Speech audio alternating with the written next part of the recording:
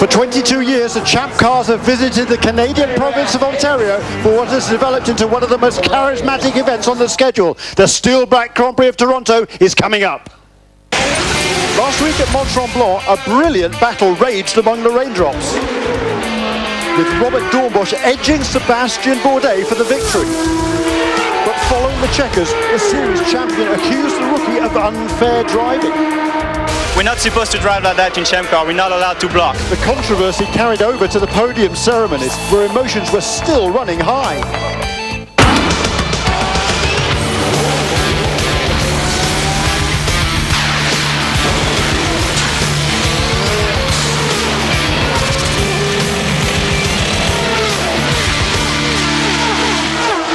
We're almost ready to go for the 7th round of this year's Champ Car World Series, also the second event in the Canadian Triple Crown.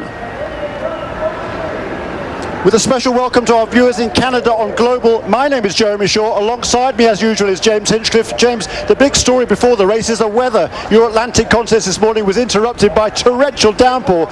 Seems to be drying right now, but perhaps some difficult decisions for the teams in terms of the setups. I think you're right, Jeremy. The track is drying, but if you look overhead, clouds are looming, so we might find ourselves in a similar situation to last week in Mont-Tremblant with changing conditions throughout the race. Yeah, 1 week ago in Mont-Tremblant, Robert Doornbos mastered those treacherous conditions to score a magnificent first victory in just his 6th start for Minardi Team USA. It was a great weekend in Mont-Tremblant, a great circuit, great atmosphere with the fans, and yeah, we proved it in many practices that we were one of the fastest, if not the fastest. And with all these changing conditions, with the with the slicks on the wet condition, then the wet tire, and we proved to be the fastest, and it was a great feeling. The Dutchman was rightly delighted, but Sébastien Bourdais wasn't quite so impressed. While the crowd made its feelings clear, there's little doubt this was Robert Doornbos's day. I think I beat him fair and square. I was quite a bit quicker in the wet conditions, and I cruised to my first victory, and I didn't see him in my mirror. So, like I said, if he thought he could pass me, he should have passed me. Fascinating rivalry. That's an amazing reaction from Sébastien Bourdais, particularly from the crowd. No penalties were issued after last week, but on Friday, Will Power felt the wrath of the officials for impeding Bruno Junqueira in the first qualifying session, and as a result of that, Bruno had this heavy impact in the wall in turn 8. He's had a fast car all weekend as Bruno for Dale Coyne Racing, but did a lot of damage to the front of the car. Bruno was absolutely furious, and Will Power was assessed an 8-minute penalty, which meant he had to sit out the final part of yesterday's final qualifying session, therefore wasn't nearly as high up the grid as he thought he could have been for Team Australia. Let's have a look at the starting lineup for today's Steelback Grand Prix of Toronto. Sébastien Bourdais, for the 28th time in his career, will start from the pole. Justin Wilson, former winner here in Toronto, will start alongside on the front row. Oriol Servier, his best starting position of the season for the Forsyth team. Simon Pagenaud, he's on a bit of a roll as well for Walker Racing Team Australia. Inside of the 3rd row, Bruno Junqueira rebounding with a fantastic qualifying effort, his best of the season for Dale Coyne Racing, and Canadian Alex Tagliani for the Eurosport team. 4th row, Will Power obviously suffering from his 8-minute penalty in qualifying, and the best ever qualifying from Jan Halen with Conquest Racing. Yeah, an excellent position by the Belgian. Neil Jarni will start on row 5 alongside a local hero, Paul Tracy. His time was a 58.8. He lost 0.3 of a second in the final corner. If he'd found those 0.3, he could have been on the 2nd row of the grid. Ryan DL, an excellent job for PCM. Robert Doornbos from hero to 0 this week. And his teammate Dan Clark also struggling with Minardi Team USA alongside Tristan Gomedy, last week's pole sitter, way down on the outside of the 7th row. Down to row 8, we have Graham Rahal, who's been struggling all week to come to grips with this track here in Toronto, and Catherine Legg, who was 4th quickest in this morning's warm-up despite a disappointing qualifying. She did an excellent job. She's been quick all weekend. She was 9th on Friday. Kind of lost the setup yesterday, but fast this morning. As you say, Alex Figge alone at the back. We'll have 3 on-board cameras for you this afternoon. One of them will be Graham Rahal. As you said, James, a very disappointing run for him in qualifying. His worst starting position of the season for the rookie, but he has raced before here in Atlantics. Paul Tracy will carry several cameras for us this afternoon. I'm sure he's going to bring us some exciting action. He wants another hometown victory. He has won here twice in the past. Justin Wilson, he'll start from the front row in the R-Sport car, the CDW machine of the R-Sport organisation. And Justin's had a lot of success. He was 1 year a couple of years ago. He was on the pole here last year, and now he starts up front as well. Yeah, Justin actually had trouble getting away from the grid at the beginning there. That's why you see him running sort of mid-pack. He should be able to take his position up in that second starting spot alongside Sebastian Bourdais. So we should see him, the red car in the middle there, coming up the middle. There you go. So good to see that we had the car start, unlike Tristan Gomedy, who did not get going from pole last week. That's right. Unlike in Formula 1, you can take up your grid position as long as it's not impeding anybody else, and that would appear to be the case there for Justin Wilson. Once again, a standing start here. They've been spectacular, the 4 races we tried them, but last week there were 3 guys stalled on the grid. Let's hope we don't see that this afternoon. There is the 15-second board. In about 10 seconds now, the lights will come on.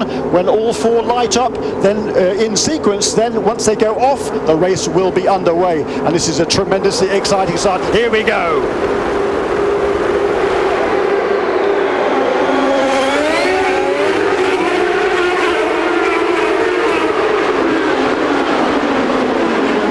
Start there by Oriol Servier, takes the lead at the start. 1 car stalled on the grid. I think it was Dan Clark, James, but otherwise a clean start. Look at Sebastian Bourdais there, a big sideways slide. It's Robert Dornbos who stalled on the grid, and they're going to have to bring out the full course caution if they can't get that car moving. You see the safety workers there trying to get him going as the whole field funnels down into turn 3, and it looks like Oriol Servier has jumped up into the lead. Well, one of the Team Australia cars, and that was Will Power timing up the inside. It was a brilliant start by Oriol. He's lost the front wing there on the Team Australia car. He certainly did. He had contact there, and Oriol leading from Sebastian Bourdais and Justin Wilson, who had slight contact with Bruno Junqueira in the first corner. Alex Tagliani up to 5th, and I believe it's Simone Pagenaud now running 6th. His teammate will be falling back without that front wing and will have to stop on this lap. Yeah, so Pagenaud did not make a good start. Look at Paul Tracy's been involved in this as well. Oh no! It's a disaster for Paul Tracy. He was so excited. Then Tristan Gomedy also involved in action, and Graham Rahal and somebody else as well who's canned in the back of PT. So absolutely disastrous first lap. And of course we're going full course caution. Might be one of the, it's actually Catherine Legg who's involved as well. So poor old Catherine. She was so much looking forward to this race. She's really struggled the last couple of events. Cleveland, in actual fact, she parked the car. The handling was so bad. Also struggled last week as well. And Halen involved as well, it looks like. This has just been a tragic start to this event. Very tricky conditions. The track's pretty much dry now, but there's Catherine. And Alex Figge looks like he's gotten involved in this melee as well, but tragic for Paul Tracy, who we're looking at now. He's obviously was looking for a good result here in his hometown, and he just got caught out. He had the front wing of Will Power jammed into his front wing, and when they came around the quick turn 7, that's a flat-out corner here. Obviously, his front downforce was compromised. No front grip, went straight into that wall. This is an absolutely disastrous start for us. We've lost almost half the field, James. Yeah, this is really not the best way to start it. We're going to try and get to a replay of Paul Tracy, and here we go. You can see now, heading through turn 3, there's a lot of moisture on the lens there. You can see he's picked up the front wing, and already he's struggling to keep the front end of the car turning. He comes through here, big understeer. See how close he gets to the wall there. He knows something's wrong at this point. From that vantage point, the driver cannot see the front wing, so he wouldn't know necessarily that there's a wing stuck under his wing. And this flat-out corner here at turn 7, look, he turns into the corner, a bit of dampness there as well. That all adds up to a big impact for Paul Tracy. I'm sure he was hoping, I don't know whether, you're right, it's difficult to know whether he knew there was the other front wing stuck underneath the car. There's a replay here of Oriol Servier coming through in the lead, and we'll look at the back of the picture. There comes Bruno Junqueira in 4th place, then Tagliani and Will Power, and behind him is PT, and look at that heavy impact with the left front of the car behind him. Oh wow, that was a phenomenal shunt there. Jan Halen checked up, Tristan Gomedy runs in the back of him. Nowhere to go, and poor Tristan Gomedy, he would have had no view of that whatsoever. All of a sudden the car sails up in front, on board the Graham Rahal. Whoa!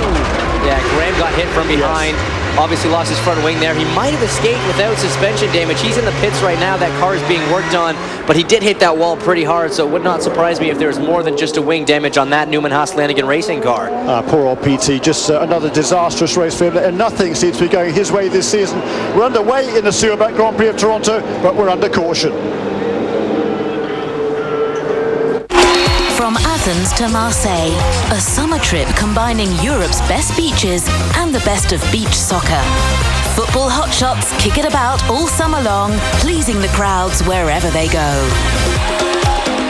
Euro Beach Soccer League from Italy. Friday, live on Eurosport 2.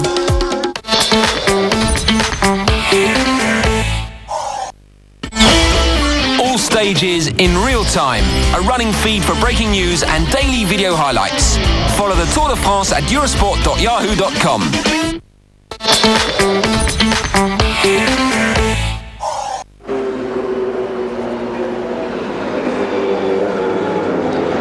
So So still under caution here in Toronto. Oriel serving into back. There is Tristan Gomandy. Gosh, he's had no luck. Alex Figge along with him there, and Catherine Legge and Paul Tracy. Good grief. Those are 4 of the 5 drivers involved in that first lap incident. Of course, the other one being Jan Halen.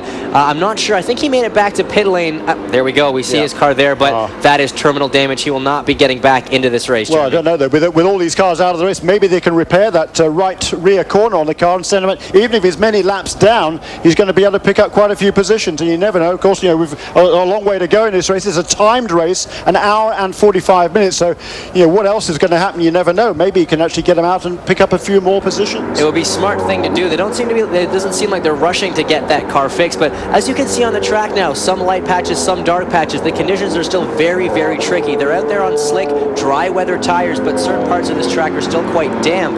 You can see when we were on board with Paul Tracy heading down the back straight, quite a bit of spray heading up. So still under caution here in Toronto.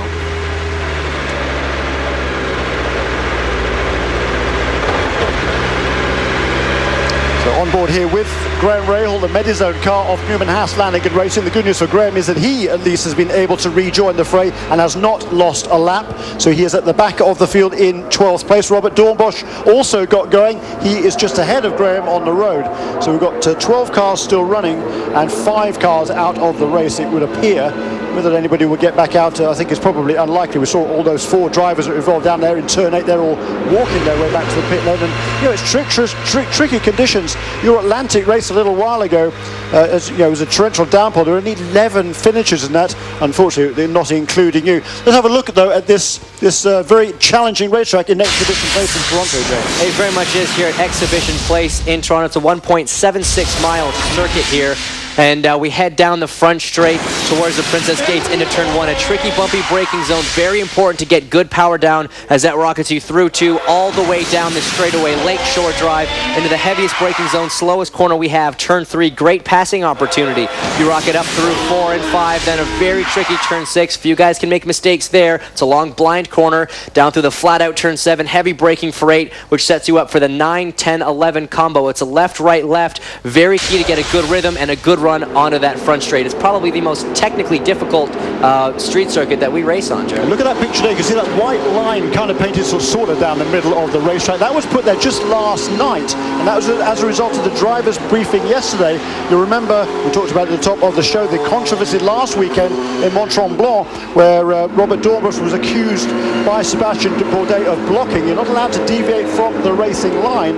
The officials saw nothing wrong last weekend. We didn't see anything wrong either, but Sébastien was absolutely incensed, and it came up in the drivers' meeting yesterday. They talked about it, and they talked particularly about this Lakeshore Boulevard here, where there's a couple of sort of kinks on that straightaway, and you can sort of take a sort of defensive line, which is against the rules in this series. So what they've done there, they painted that white line, and the driver now, who's sort of the pursuer, let's say, or the pursuee, I should say, the guy in front, has to keep to the left of that line in the braking area, and he cannot move inside that line in order to defend his position. Yeah, it was interesting because obviously there was the issue last weekend in Tremblant, and of course we always have an issue when we come here to Toronto because of the nature of that back straightaway. One of the other problems is that Lakeshore is quite bumpy, and the least bumpy part of that straightaway is all the way to driver's right. So down here with Jimmy Vasser of PKV for the second week in a row. Jimmy, chaos at the start of the race. Have you talked to Tristan on the radio? Yeah, thankfully he's okay. You know, it looked pretty scary there, but you know, it's just one of those things. That's a blind corner coming over there with the crash that happened in front of him. You know, it really looked like it was tough for him to even see, you know, what was going to be around the bend. And but we're just happy that he's okay. Remember last week, Tristan was on the pole in Montreal. The car would not start at the start of the race. Yeah, terrible luck for the Frenchman. Boy, I mean, he did a fabulous job to qualify on the pole 1 week ago in that wonderful circuit at Mont-Tremblant, about 300 or 400 miles away from here, northeast. Over in Quebec, but this afternoon it's all gone wrong for him as well, and he certainly doesn't deserve fortunes like that. He's had a good start to his season, has Tristan Gommedy, after a couple of difficult years in the Renault World Series and in GP2, and he's looking to rebuild his career in a Champ Car World Series, and he's certainly shown his paces. He absolutely has, and he's led a few of the races here on off-pit strategy. Held off Sebastian Bourdais for quite a while at one race, so he certainly has the pace. I just want to jump in quick and correct ourselves. We did say it was Will Power who had lost his front wing. It was in fact Simon Pagenaud. We saw him coming out of the pit lane there, so he is now fitted with a new nose and is running last on the lead lap. Yeah, in 12th place there is Simon Pagenaud, the second of the Team Australia cars. Will Power, his teammated up into 5th, and they've been there or thereabouts this weekend, Team Australia, as they are, it seems, on a pretty regular basis this season in the Champ Car World Series. Derek Walker's team and Craig Gore, the co-owner from Australia, they've really put together a great organisation, and they are competitive on a regular basis. They really are. I mean, I've got... I was asked recently who could knock Sebastian Bourdais off the top. I put my money on Will Power.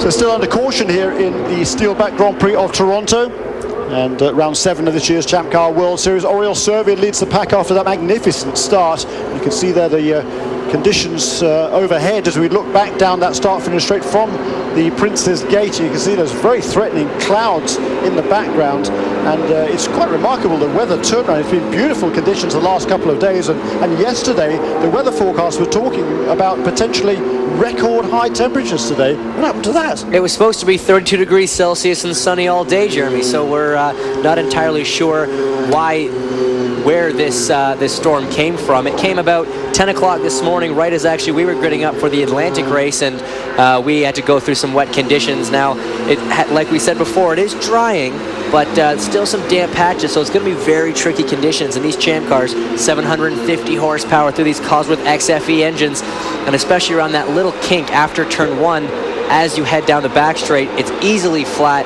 in completely dry conditions, but with the track surface a little bit damp, we saw Sebastian Bourdais actually on that first lap get a big wiggle, big oversteer when he came through there. So they're going to have to be very careful. We're actually getting some word from race control now that Tagliani may have dived into the pits to try and top himself off with fuel, but apparently the pits were closed when he's done it. So race control will be looking into that to see if a potential penalty could be coming his way. But right now, Oriol Servia does lead from Sebastian Bourdais, Justin Wilson in 3rd, Bruno Junqueira, a great start to maintain, or to move up a position actually, up into 4th. Will Power running 5th. Neil Johnny coming back from 9th on the grid to be running 6th right now, and Ryan Dial running 7th. Pretty sure that's the best that he's ever had that car up in a Champ Car race, Jeremy. Yes, for the Pacific Coast Motorsports team, they've been making good progress over the last few events. Their debut season in the Champ Car World Series, and certainly this weekend was the best qualifying effort thus far, with Ryan Dial starting 11th on the grid, and he's been among the top 10 in most of the sessions this weekend. So to say, making steady, not spectacular, but steady progress toward the front of the pack, and their goal is really just to be competitive. The first couple of races they were really struggling, but they're certainly moving up in the order. So we're under caution still here in Toronto, and back to green very soon.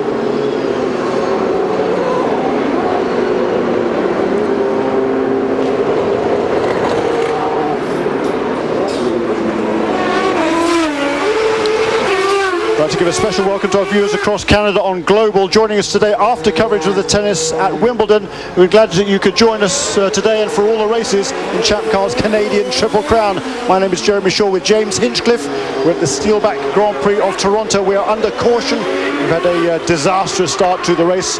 4 cars eliminated down in turn 8 on the first lap of the race, but a brilliant start by Oriol Servia. Let's go down the pit lane, Michelle Beisner. You won here twice. It's your hometown. Tell me what happened. I don't really know what happened. Obviously, we got a pretty good start and got away off the line, and then at some point, I ended up with somebody's wing underneath my car. So I think going down the straightaway, I ran over the wing, and then when I went to turn for the kink in the straightaway, I had no steering because the wing was under the car. So it's disappointing.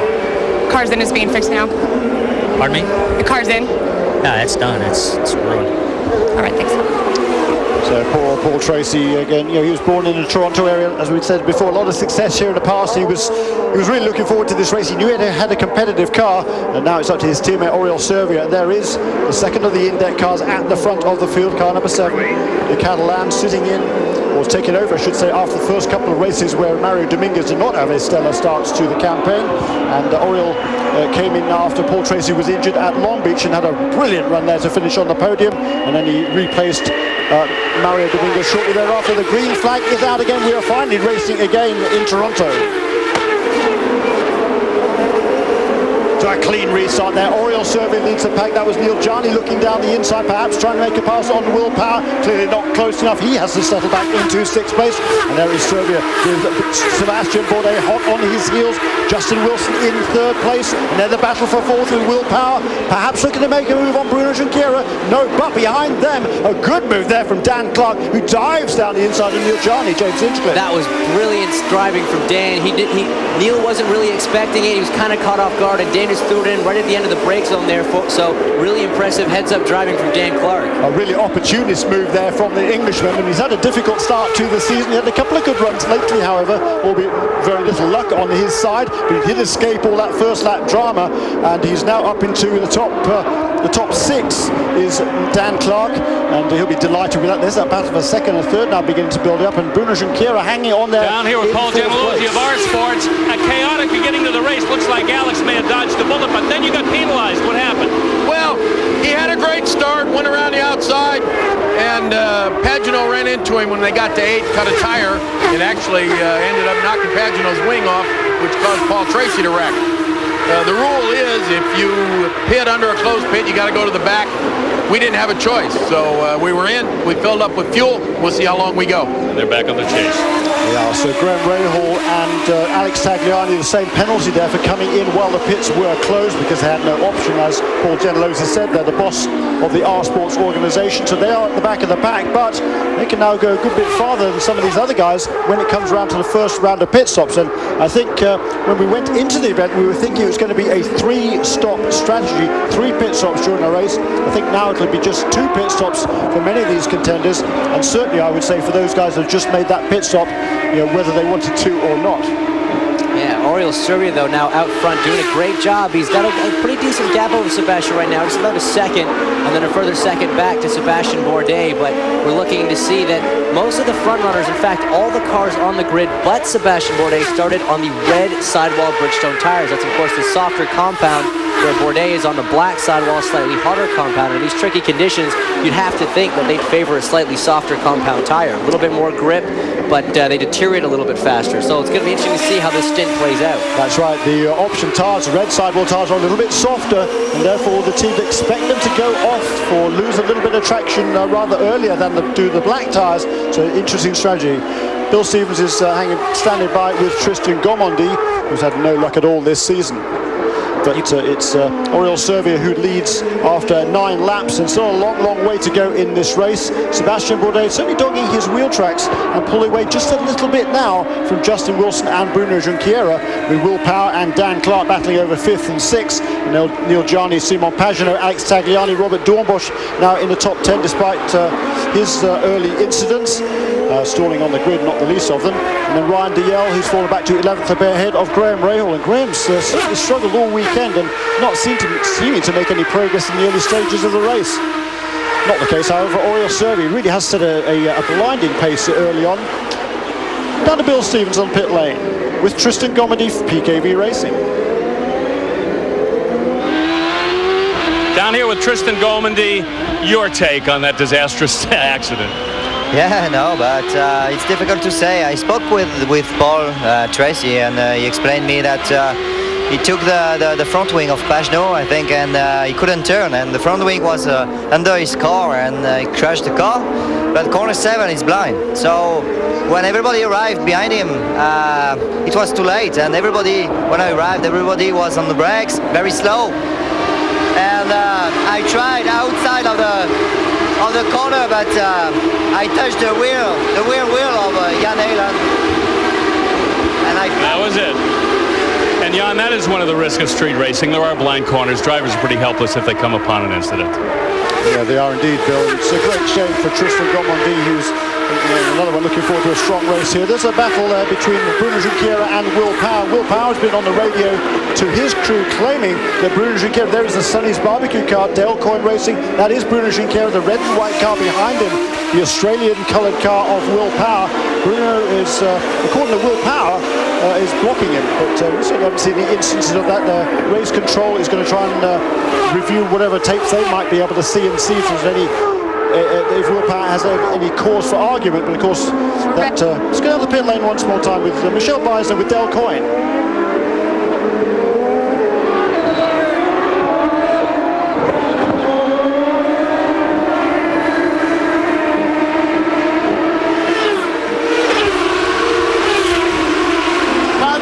Dale, you've got to be pretty happy with how Bruno is running this weekend, despite some of the struggles that you've had.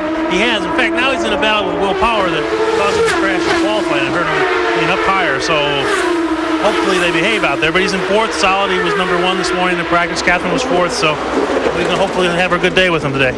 I understand you did quite a bit of work on Bruno's car after qualifying. Yeah, we changed a lot of things this weekend. Unfortunately, we've now had 3 crashes this weekend. Not all our guys' fault, so but hopefully he hangs in there, and it'll be nice to get back up on a podium today.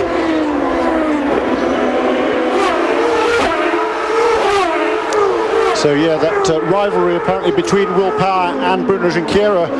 Bruno was absolutely beside himself after that qualifying on Friday in this very corner here that Will Power was holding up, been blocking for a couple of laps, and Will Power was assessed an 8-minute penalty which he had to serve at the end of yesterday's final qualifying session. Cameron Steele with Derek Walker.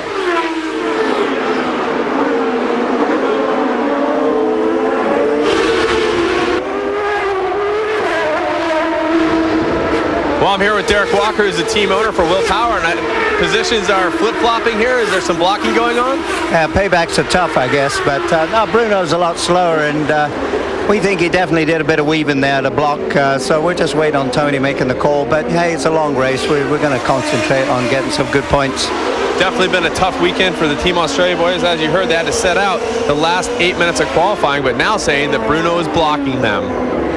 Yeah, so full course caution one more time. There is JD Wilbur with the double yellow flags. We've got 13 laps completed. We're on lap 14 under caution one more time. The pits, of course, are closed when we go initially to a full course caution. Then once the field is packed up behind the pace car, the pits will be opened, and then the teams can choose to make a pit stop if they choose. This station again, I don't know, not really ready for a pit stop. There's a move there, a little bit of debris, that Will Power ran over as he turned into turn 3 at the end of Lakeshore Boulevard, James. It didn't really look like a part of the car. Cardboard, perhaps. Yeah, it looked like something had come onto the track, and Will had just driven over it. So it's, I mean, it looks like all of his aerodynamic bits are intact. His wings seem to be all in one piece. So tough to tell at this point, but obviously it's not been hurting his pace too much. It looked like kind of an end plate from something, but again, maybe not. So certainly, as you say, hasn't impeded his progress yet. He's running in the 5th position. Must have obviously came off, if it came off another car,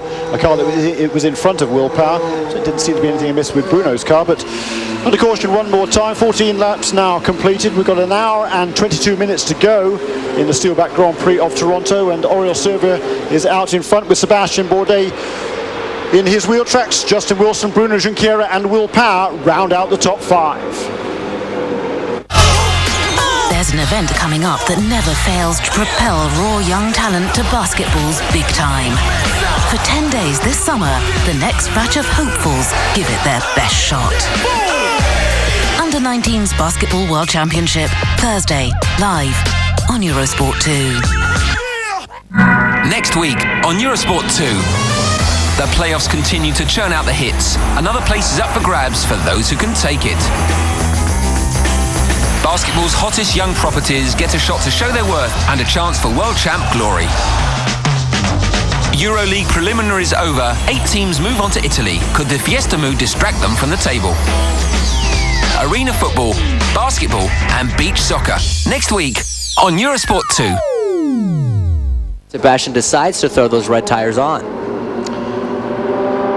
Steelback Grand Prix of Toronto is the second leg of the Canadian Triple Crown, with a duo of Will Power and Simon Pagenaud from Team Australia leading the way with the best average finishing position from Mont Tremblant 1 week ago. The Champ Car team with the best average finish at the end of this Canadian swing, which wraps up with the Rexall Grand Prix of Edmonton in 2 weeks' time, will claim the crown and a one-of-a-kind Inuit carvings. Here we go, pit stops here for Graham Rahal, and also I think that was Robert Dornbush on pit lane as well. So scheduled pit stops for those guys. None of the leaders, however, coming onto pit lane this time, James. Yeah, I think that's probably a good call. We're just looking for track position at this point. You know, the track here in Toronto, a little bit difficult to follow cars on, and so the guys in the front will kind of want to retain that track position, not come out at the tail end of the field. But we're getting word from the pit lane that it might have been Will Power's skid plate that came off of that car, and that's of course a part at the bottom of the car that actually protects the tub when the car bottoms out, especially on this bumpy lakeshore drive that I was talking about earlier. So I may have hit a bump just a little bit too hard, a little bit in the wrong place, and that skid plate's actually come off from underneath this car, which actually could damage the tub over bumps over the course of this race. Yeah, it is pretty bumpy here in the exhibition play circuit, particularly in the braking areas. I'm sure you can attest to.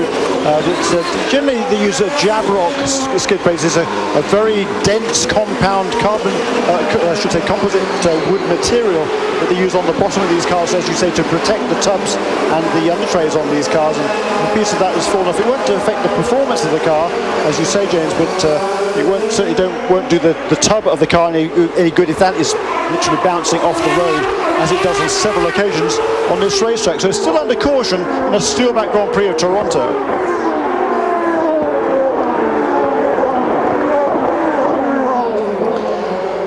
Getting ready to go back to green in Toronto. It's Oriol Servia leads away. We've had 3 drivers onto pit lane during this caution. Alex Tagliani, Robert Dornbush and Graham Rahal. They are in the 10th, 11th and 12th positions. They're now beginning to pick up speed, and once again the tyres will be cold. It's relatively cool this afternoon. There's no rain in the air at the moment. There is a green flag.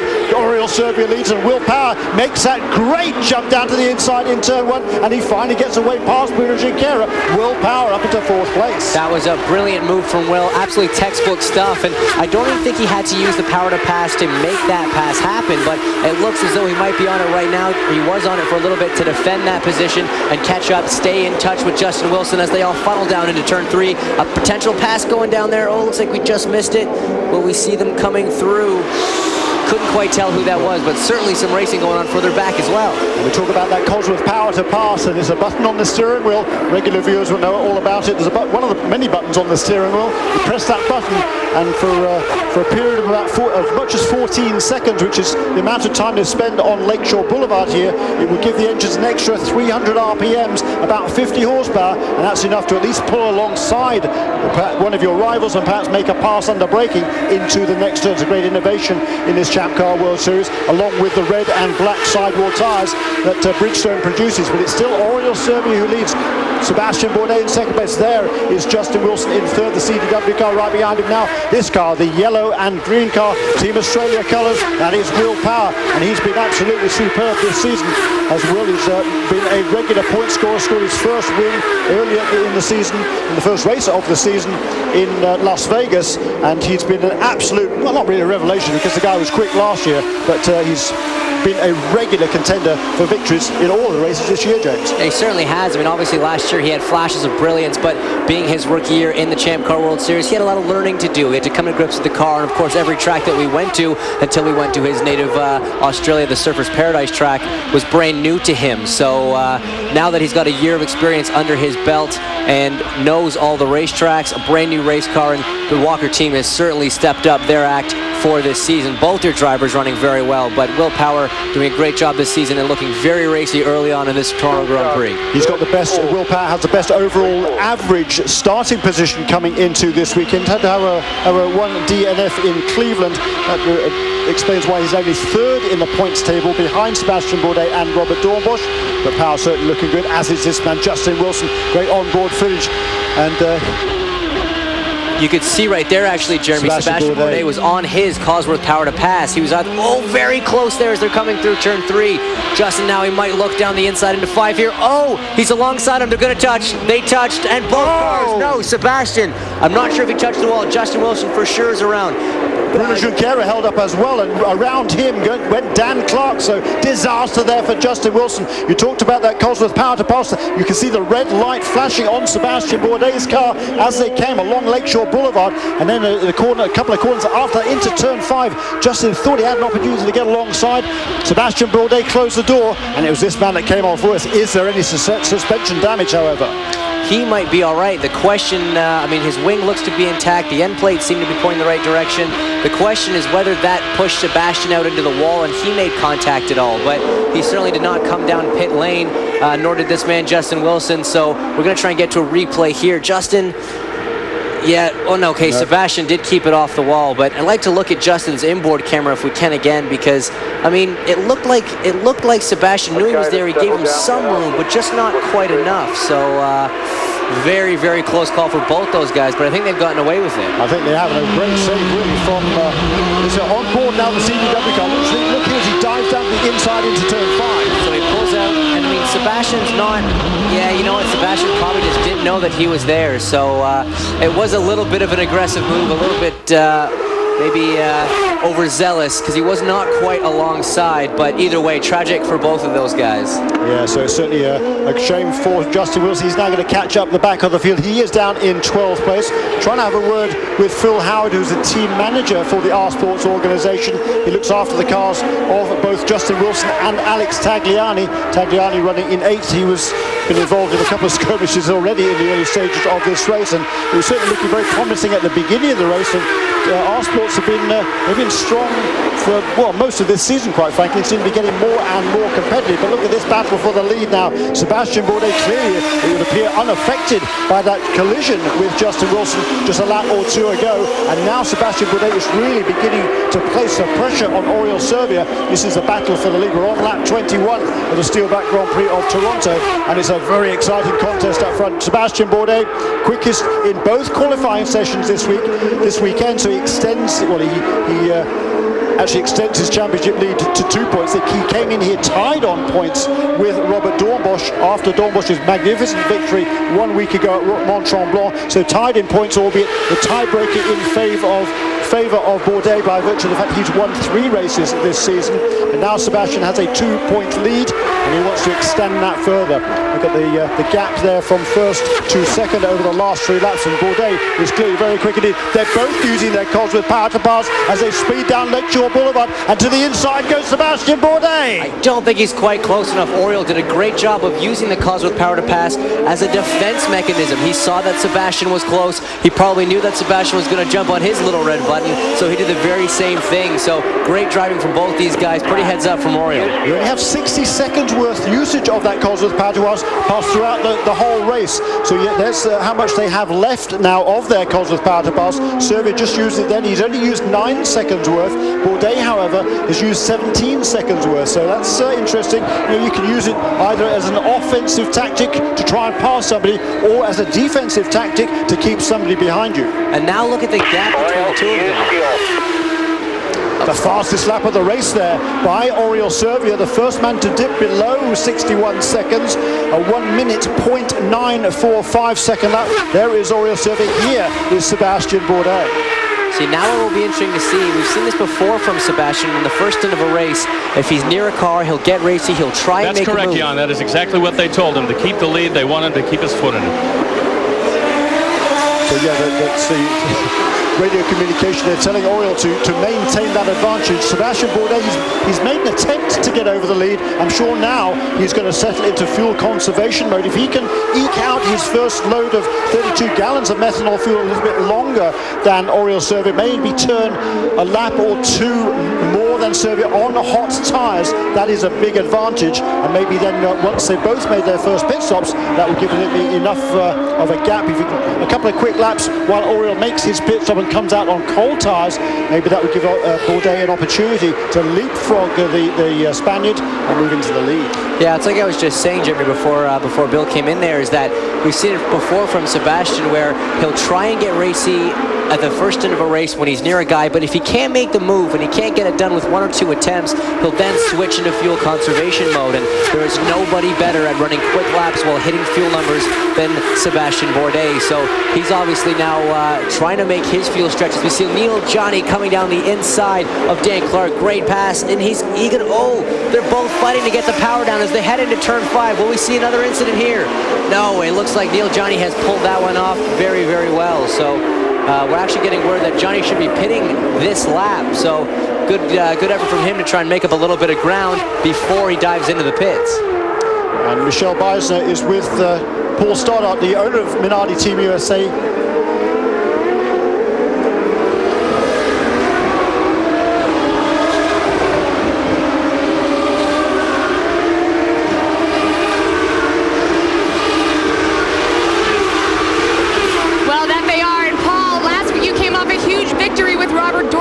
Struggled at the start. Can you tell me what happened?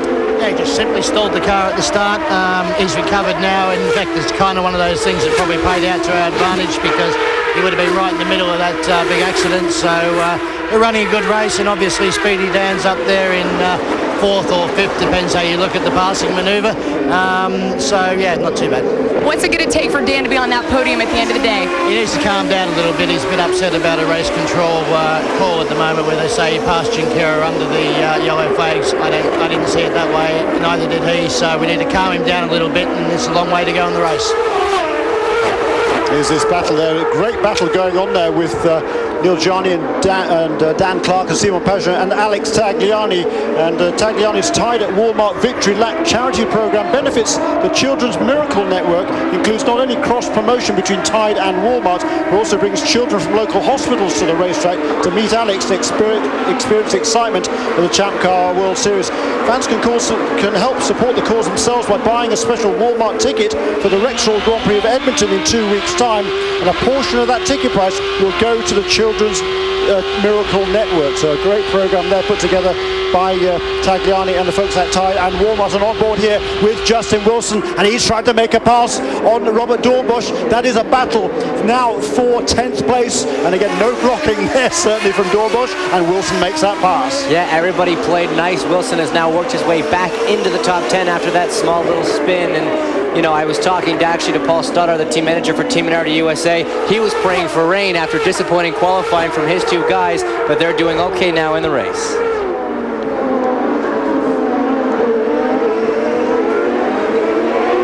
So excitement here, still in the early stages of the Steelback Grand Prix of Toronto. Oriol Servia leads now with 3 seconds over Sebastian Bourdais, and about similar gap back to Will Power in 3rd with Bruno Junqueira and Neil Johnny.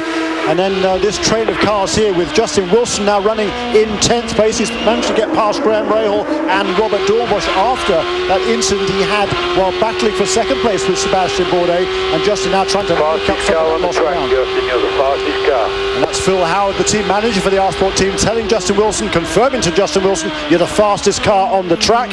And indeed so, he set the fastest lap of the race, has gone up behind the roof, the CDW Eurosport car of Justin Wilson of 1:2:34. Second fastest lap of the race set by our race leader Oriol Servia, 1:08. So 0.6 of a second quicker right now is Justin Wilson, but he's back in 10th place. Oriol Servia leads in Toronto.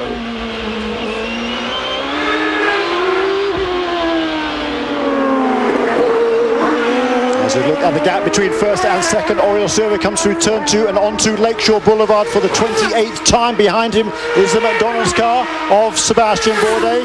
2.6 seconds the gap last time out. So Sebastian Bourdais closed in by about 4/10. There is a good view of the gap between the first, second, and then the third place car of Will Power for Team Australia as they come here through turn 4. Slight left-hand kick up over that little crest. Heavy braking here for turn 5, and in this very, very tricky turn 6, James. It is. It's a blind entry corner, and it's a very long duration as well. So as you turn in, you carry quite a load of speed in, and you get to the point where you actually have to pick up the throttle and start speeding up before you can see the exit of the corner. And as a driver, from our low vantage point, it's a very, very tough mental block to get over, saying, okay, I'm going to start getting back to power, putting down 750 horsepower when I can't even see where the track goes from here. And you don't know if there's maybe something in the way, a car on the other side. These blind corners can really catch you out sometimes, Jeremy. Yes, indeed. It's a very demanding racetrack here. It's a track on which rookies very rarely tend to shine. It really is a very technical racetrack, as you say, James Hinchcliffe, and it's always the veterans here who seem to come out on top, more so perhaps than just about any other track on the schedule. Yeah, I'd say that's pretty accurate, just because for a street circuit it is so technical. I mean, they obviously when you build a street circuit, you're very limited as to what you can do with the layout, and often it's a lot of 90-degree corners and a pretty simple layout, even though each track has its own challenges. But here at CNE, at the Toronto Grand Prix here, they've got a little bit more area to work with and some unique turns, I guess, for a street circuit, turn 6 being one of them. So from a technical and a driver technique point of view, this is probably the most demanding circuit that we go to for the street circuits. Yeah, and a great variety of corners here as well. It's a street circuit which you tend to associate with 90-degree right-hand turns, or left-hand turns, whatever, 90-degree turns in any case, but here there's a good variety of speeds through the corners, and there is Oriol Servia going through turn 1 and onto the fastest part of the course on Lakeshore Boulevard. You reach almost 180 miles an hour here, up into 7th gear, and absolutely extending his lead once again just a little bit there for on that over Sebastian Bourdais. 0.3 of a second a lap quicker was Oriol than Sebastian Bourdais in second place. The gap from first to second, 2.8 seconds, and the gap from second to third, just 2.9, so very similar margins there. Bruno Junqueira, a couple of seconds back from Will Power in 4th place, and a lot of time here to go in Toronto, and Oriol Servia who leads over Sebastian Bourdais.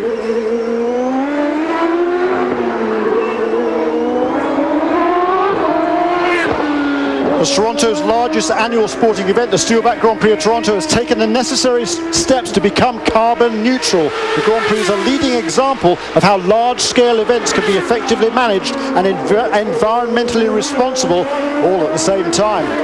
But certainly that is the case with the methanol fuel, of course, used by the Champ Car World Series. There was a view of the Index car of Oriol Servia. Brilliant start from the second row of the grid to take the lead at the start of the race. He's led all the way now, 30 laps in the lead for Oriol, and it's been a super performance so far this season. Oriol, of course, began the season out of a ride, but then when Paul Tracy injured himself in a practice accident at Long Beach, Oriol was invited to step into that car. He started almost at the back of the grid. The team used an alternate strategy, let's say, a very creative pit stop strategy that got Servia up into the top podium finishing position for Oriol Servia. Since then, it's been a bit of a struggle, but this weekend, both those cars have been strong.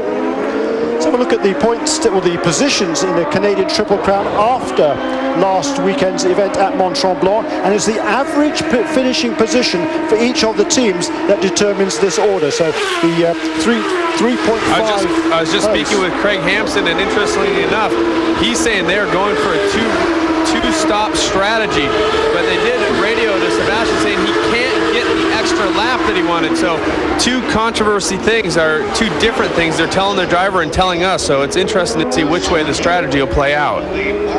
Yes, thank you, Cameron Steele, and certainly there's a lot of different strategy that can be played out in this race. We've had quite a lot of caution though in the early stages. I'd be surprised if most of the guys could not get to the end of the race on 2 pit stops, but I'm not down in the pit lane working out the fuel consumption. Certainly it's a track that is relatively heavy on fuel consumption. They try to get about 1.7 miles to the gallon, which appears to be using about 1 gallon per lap on this exhibition play circuit.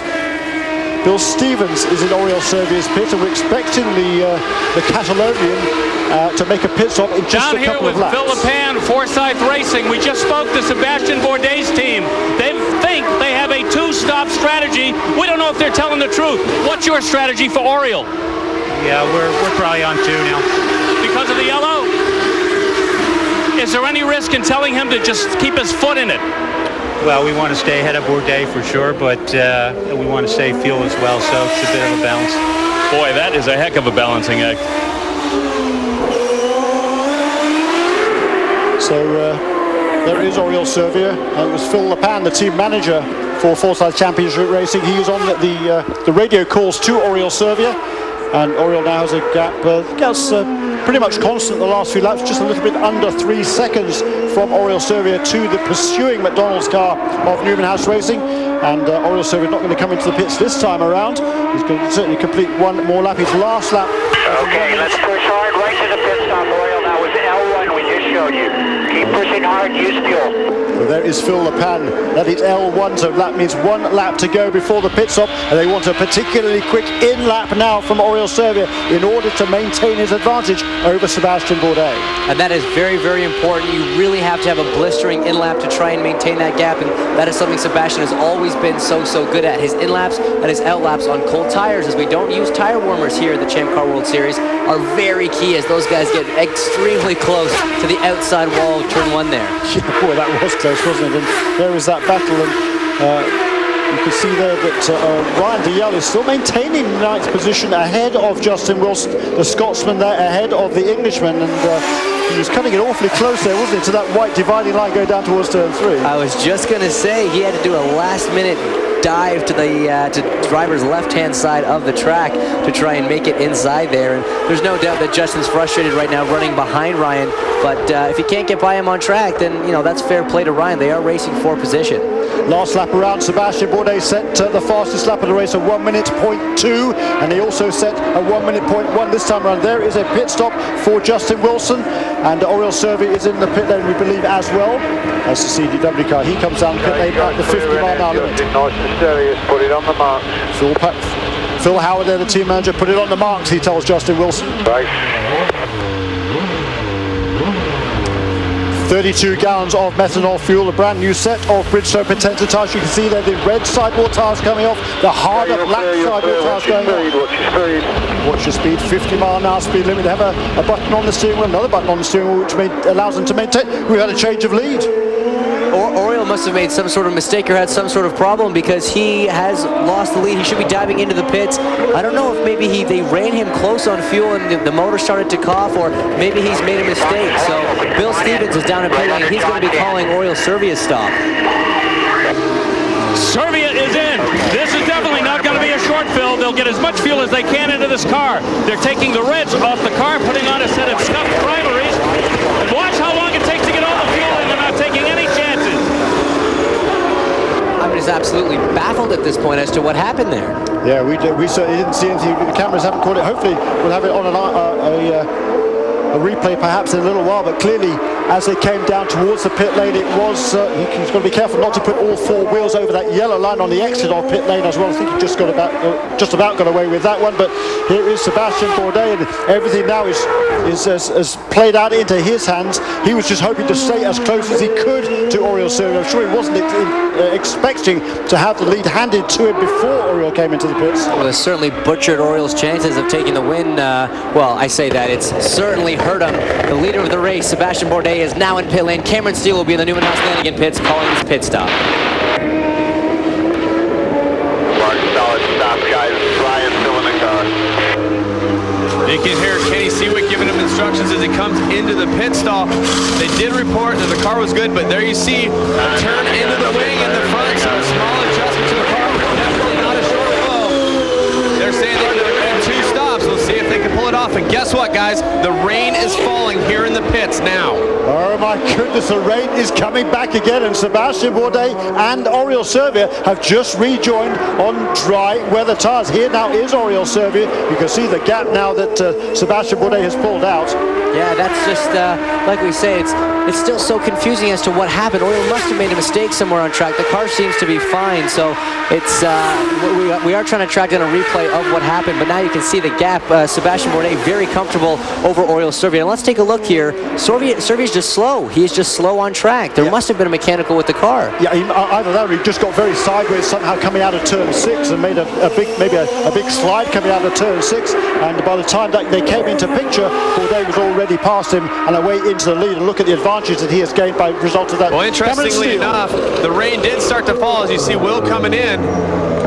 But they have the wet tires behind the wall. Obviously, it'd be a huge gamble thinking that it would be raining hard. The track's still dry now. A little bit of wing adjustment, as we saw in Sebastian Bourdais, also getting in there for Will Power. Yeah, and Sebastian Bourdais had about a half turn of front wing added to that car, so more wing angle there. Look at that. Will Power comes out just behind Sebastian Bourdais, so that's Simon Pagenaud, who's on a different strategy. Simon is out in front at the moment. He came in to the pits on lap 4 during that first full course caution. Of course, we saw him change the wing on that Team Australia car, so he can go a little bit longer than could Will Power. But Will turned a couple of very quick laps there before that pit stop, and that was enabled him, it would appear, to get out between the previously first 2 cars of Bourdais and Oriol Servia. Down to pit lane one more time. Cameron Steele is in the Team Australia pit. Slippery in the box, so let's get it slowed down, nice and easy. You hear Rob Edwards reporting it is slippery in the box. That is because the rain is falling more and more. They were actually contemplating about the rain tires, I believe, for just a second, but again, no changes. And actually, the water squirt that they shoot onto the fuel filler actually hit him right in the face, so his visor is already wet, but the rain is coming down. I don't think it's going to make a difference. Thanks, Cameron Steele. That was almost a comment there is there. Down the pit lane. Whoa, look at Alex Tagliani sideways. You can see that the surface is getting wet. It is definitely raining down in turn 3. Alex Tagliani just caught out there. Really nothing he could do. It would have started raining. You know, he wouldn't have known that it was raining in this corner. No, he wouldn't. I think he was. Well, there's Sebastian Bourdais. He just scrabbled around as well, didn't he? There's Will Power and Oriol Servia spins as well. That is the R-Sport pit. That's Paul Gentilozzi. We want to see there. There is Oriol Servia. He's lost it as well. It's gone from great to appalling for Oriol Servia in the course of just 3 laps. And he's definitely stalled the motor. He's avoided contact with Alex Tagliani. He stopped short of the R-Sports car, but certainly the pits are closed now as the full course caution is out. And part of the reason, Jeremy, is this concrete patch. Yeah, there's lots of changes of surface here in Toronto. And let's talk about your race earlier on. You raced in the wet this morning. You go from asphalt to concrete and back to asphalt again. It really does make it particularly tricky in these sort of conditions. The 2 different surfaces have a very different grip level when it starts to get wet. Essentially, concrete is extremely slippery. So when it gets to a wet racetrack, the idea is to drive around the outside of all these concrete patches and keep as much of your tire on the asphalt as possible. So right now the safety car is out, and Robert Dornbos is picked up as the leader with Graham Rahal, who we're on board with now, running in second. So we're gonna have to see how much it rains. If the rain keeps up enough to put on wet weather tires. If not, you're going to have slick tracks and dry tires just like we had last week in Tremblant. Jeepers, and this is absolutely very tricky conditions. It's all gone wrong for Oriol Servia. He led early on, and here he is now getting bump started. So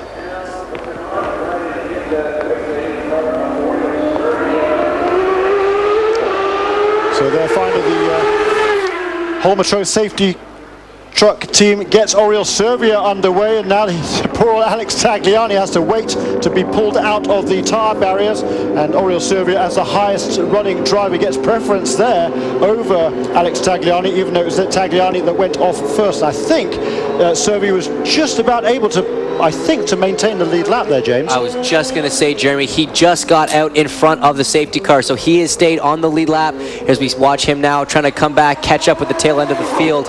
Alex Tagliani, of course, not able to get his car going in time. He will be down a lap, so this has really, really hurt Alex's race. This is very unfortunate. You know, one half of the Canadian contingency of this race was out in the first lap, and now the second half, the other Canadian driver, Alex Tagliani, obviously in the tires in turn 3. So Oriol Servia diving diving into pit lane.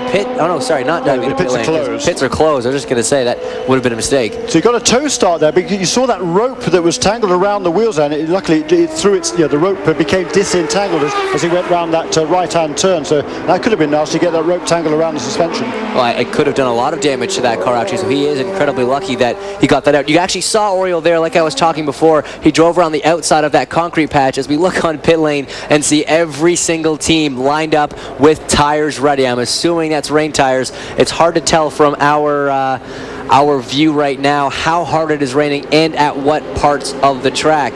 Part of what made the race in Tremblant so difficult last weekend is in some parts it was dry, in others it was wet. So far today in Toronto, when it's been raining, it's been pouring and the entire track has been covered. So if the rain is still coming down, it is getting the whole circuit here at CNE, and we're going to have to see what the tire strategies are from different teams when the pits do open up in just a moment. So still under caution here for the, I lost count of how many times, to be perfectly honest, in Toronto. It is Robert Dornbosch who leads from Graham Rahal. Those two on a different pit stop strategy to the other race leaders. They will be due a pit stop in probably about another, actually fairly soon in actual fact. And car number 28, which is Ryan DeYell, he made his pit stop just as this rain was beginning to fall, and the Pacific Coast Motorsports team elected to put wet weather tyres on that car. Well, we'll have to wait and see over the next few minutes whether this rain gets any heavier. It's certainly very, very treacherous down here in turn 3 as Tagliani there is being bump started, and he's going to go another lap down to the race leaders. And there they go. Still under caution here in Toronto. Robert Dornbosch leads from Graham Rahal, and our early leader Sebastian Bourdais.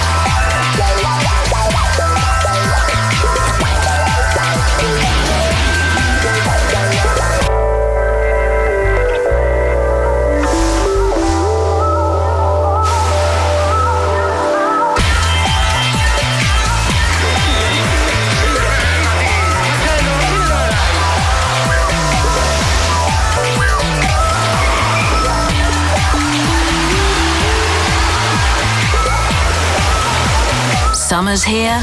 Take the plunge on Eurosport 2, the new generation sports channel.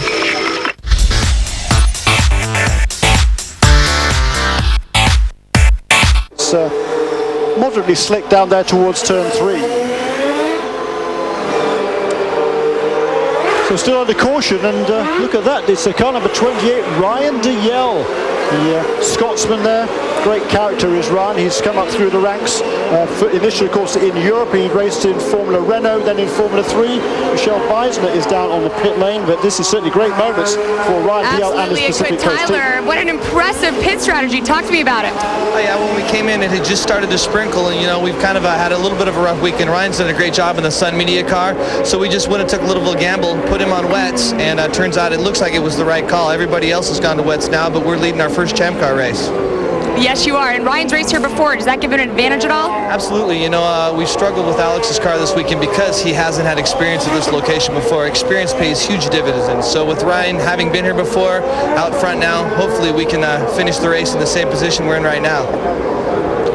Thanks to Tyler Sadovich, the team manager for the Pacific Coast Motorsports team, the only West Coast team based in the Champ Car World Series right now. Ryan Dalziel is 25 years of age. He lives these days in Orlando, Florida.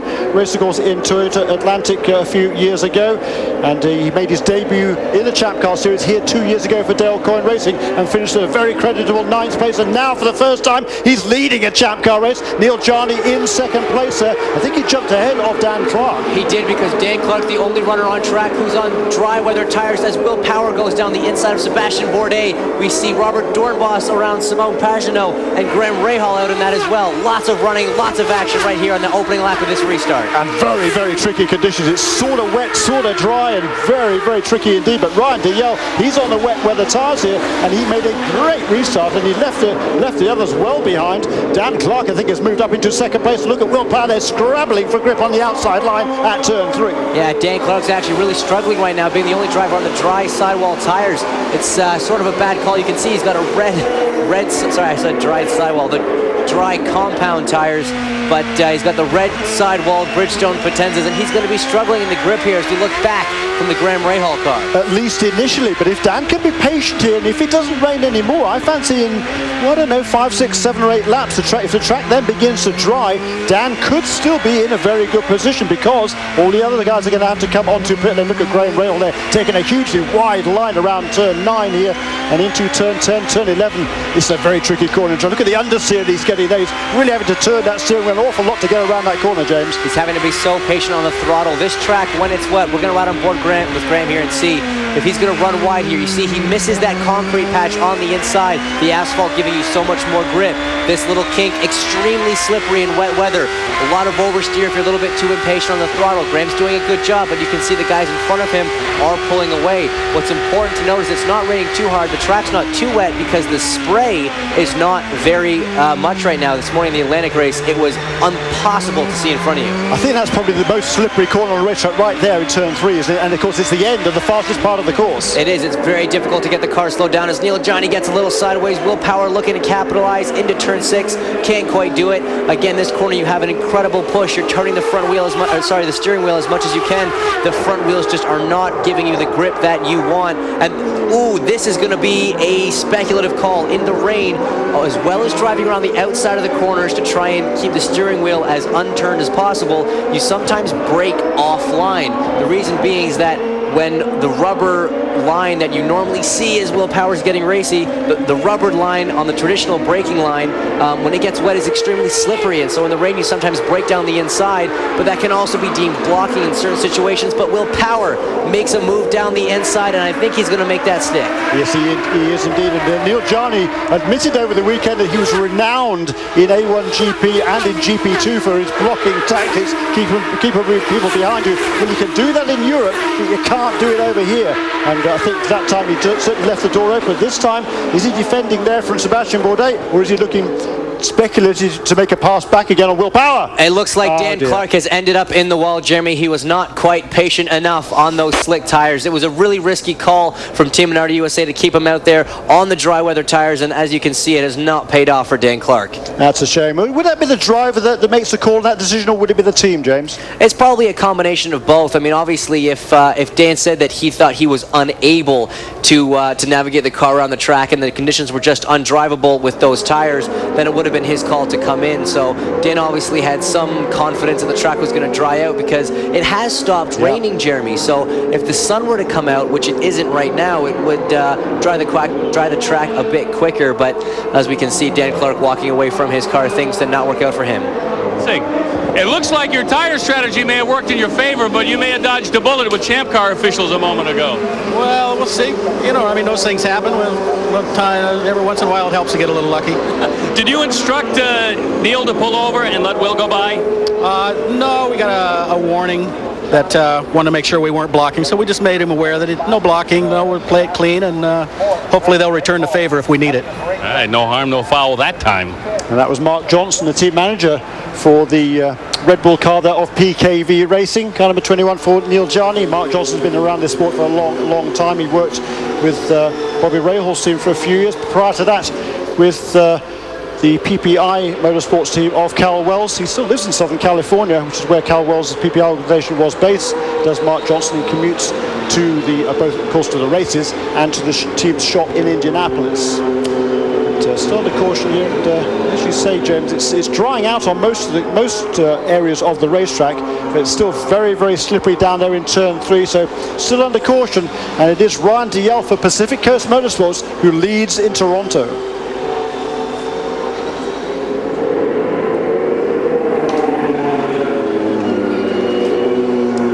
So the car's coming round turn 6. Lap 46 they are on now. We've had just over 1 hour gone in the race, 43 minutes remaining, and there's still a lot of strategy to be played out this afternoon, James, is there not? There absolutely is, because although the track seems to be drying at this point, the clouds are not breaking, so there's still a huge potential for rain to come back later in this race. So there's going to be a lot of decisions and a lot of head scratching going on in pit lane, trying to determine what the best thing is to do. But right now, Ryan Dalziel out front doing a very, very good job keeping his car underneath him. Will Power running second, Neil Gianni up to third, Sebastian Bourdais, our series points leader, running fourth.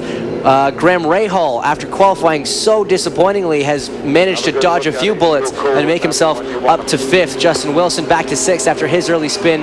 Dornbos seventh, Pagenaud eighth after losing his wing on the first lap. Oriol Servia and Bruno Junqueira rounding out the top 10. So if you want some even more excitement and knowledge of the Champ Car World Series, log on to www.champcar.ws and sign on for the race director system. That will give you multiple views and radio communications with the drivers, and lots more information as well, including live timing and scoring. Great action there to be found at champcar.ws and race director. In the meantime, we are still in Toronto. We are under caution one more time. It's Ryan Dalziel who leads from Will Power, and Will Power has made up several positions in these very, very treacherous conditions, and he's looking quite good now, right at this moment in time. He's ahead of Neil Gianni and then Sebastian Bourdais, who had taken over the lead from Oriol Servia right before that round of pit stops, but it's Will Power who's been on the move. And if you think back to last week in Trumbull, Will Power, his car stalled on the grid. It was actually a wastegate problem with the turbo there that caused both the Team Australia cars to stall, and he obviously got restarted at the back, worked his way up through those tricky conditions, and did finish third. So if he had managed to start the race from his second grid spot, who knows, he might have been challenging Robert Dornbos for the win. So obviously Will Power loves these conditions and certainly not afraid to push the car. No, indeed, he's not. They've cleared that corner now. Not sure what they're going to say. You probably get one more, might get 2 more laps of yellow. That was Phil Howard there, the team manager for the R Sport team. His two drivers, Alex Tagliani and Justin Wilson, both running around about the top 10.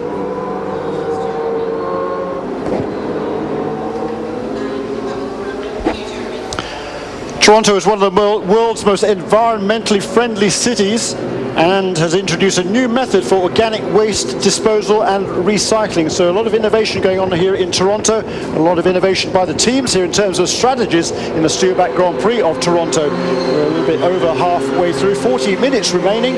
It's Ryan Dalziel out in front, his first time in the lead of a Champ Car race. And it's great for Ryan. He came up we talked about it before, in Formula Renault and Formula 3 in Europe. He came over here and raced in the Atlantic, was twice second in the championship, then had a ride just for one race in the Champ Car World Series right here in Toronto.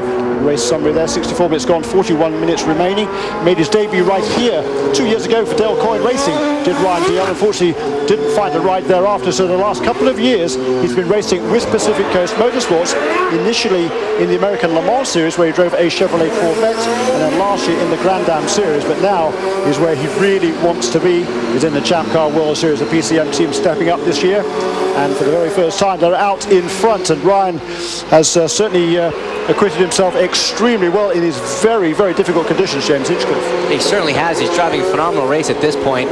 They pulled that very, very clever tire strategy, put on the rain tires when it hadn't quite started raining yet, anticipating the rain to fall, and they were absolutely correct on that. So looking at the power to pass graphic here. Ryan Dial with only 29 seconds, just under half of his allotted 60 seconds left of his Cosworth power to pass. Will Power with 45, Neil Johnny 38, Bourdais 43, and Graham Rahal, he's not used his power to pass once yet. He will have lots to play with in the second half of this race. And as you can see there, more spots of rain. So the rain coming down one more time. And just before, just a moment or two ago, Oriol Servia confirmed to his crew over the radio it's definitely too wet for slicks. As of course Dan Clark found out to his cost. He became the latest retirement, and it's good news for these guys. I think everybody's now on wet weather tyres, and that's what you need for these conditions. And it seems as if you look at the radar screen, we're told there is more rain imminent. And you can say just certain parts of the track it appears to be raining right now, other parts not. But it's certainly, as Oriol Servia says, too wet for dries, and we hope wet enough for wet. There is Phil Howard on the radio to this man, Justin Wilson. The green is out one more time, and Ryan Dial later on board with Justin Wilson going down towards turn 1. That is Graham Rahal right ahead of him. That's the battle for 5th and 6th. Very tight line from those last two cars in line there, Dornbos and Servia, but Ryan Dial leads from Will Power. Will Power's been very strong, and Sebastian Bourdais is very close to Neil Johnny, potentially going to look for a move down into turn 3. He's going to have to back out a little bit of spray coming up from these cars. And I'd be surprised if Johnny wasn't going to get a penalty. He was clearly to the inside of that white line going down towards turn 3, and Sebastian Bourdais was right behind it. That was definitely a case of defending his position rather than trying to make a move on anybody else. So I'm sure the race officials will have a look at that. They might give him a warning because these are certainly very, very difficult conditions. The drivers have a heck of a lot to think about, but Neil Johnny is going to have to be very, very careful. But it's as we heard from the PKV team manager, he's already had one warning. Oh, as Ryan Dial gets a little bit of lockup there, nearly collects it into the wall, but great recovery there. So, as you say, Jeremy, Neil Johnny is definitely going to be investigated at this point. He's already had one warning with Will Power, and now he's done it again. Of course, he's going to argue he was just breaking offline for the sake of finding grip in these tricky conditions, but with that line rule that they've implemented for this race, it's going to be very hard to argue that case. And the Scotsman Ryan Dial certainly has a lot of experience of driving in the rain in all his racing in Europe, both in Formula Renault and Formula 3, but these are so tricky now. So it's part rain, part dry, and just very, very treacherous surface with all these changes of surface, the asphalt, the concrete and everything else here, and the white lines, the famous white lines in the middle of the road. There's no grip at all on those parts, and there comes now down into turn 3. Johnny again. Well, this time he's certainly not defending his position necessarily. I'm sure he's trying to argue that's now my racing line in the wet. That's exactly what he's trying to do, Jeremy. He's trying to prove that he will race that line even when a car is not directly behind him. Still don't know if it's going to work. We're just going to have to see what race control decides on that one. But very tricky conditions, and the thing is it could start raining more, it could start raining less. So you either have to make sure you take into account more rain and go a bit slower, less rain, maybe start pushing a bit harder. So in these conditions, it's just so difficult to judge what the track is doing and what it's going to do. This is testing the drivers to the absolute limit. Yeah, super driving once again from Ryan Dial. This is for a driver with such relatively little experience of these cars, is doing an excellent job in the lead and really under no pressure at all right now. Well, not intense, but Neil Johnny really gets that car sideways coming off turn 11, but Sebastian Bourdais not quite close enough to capitalise.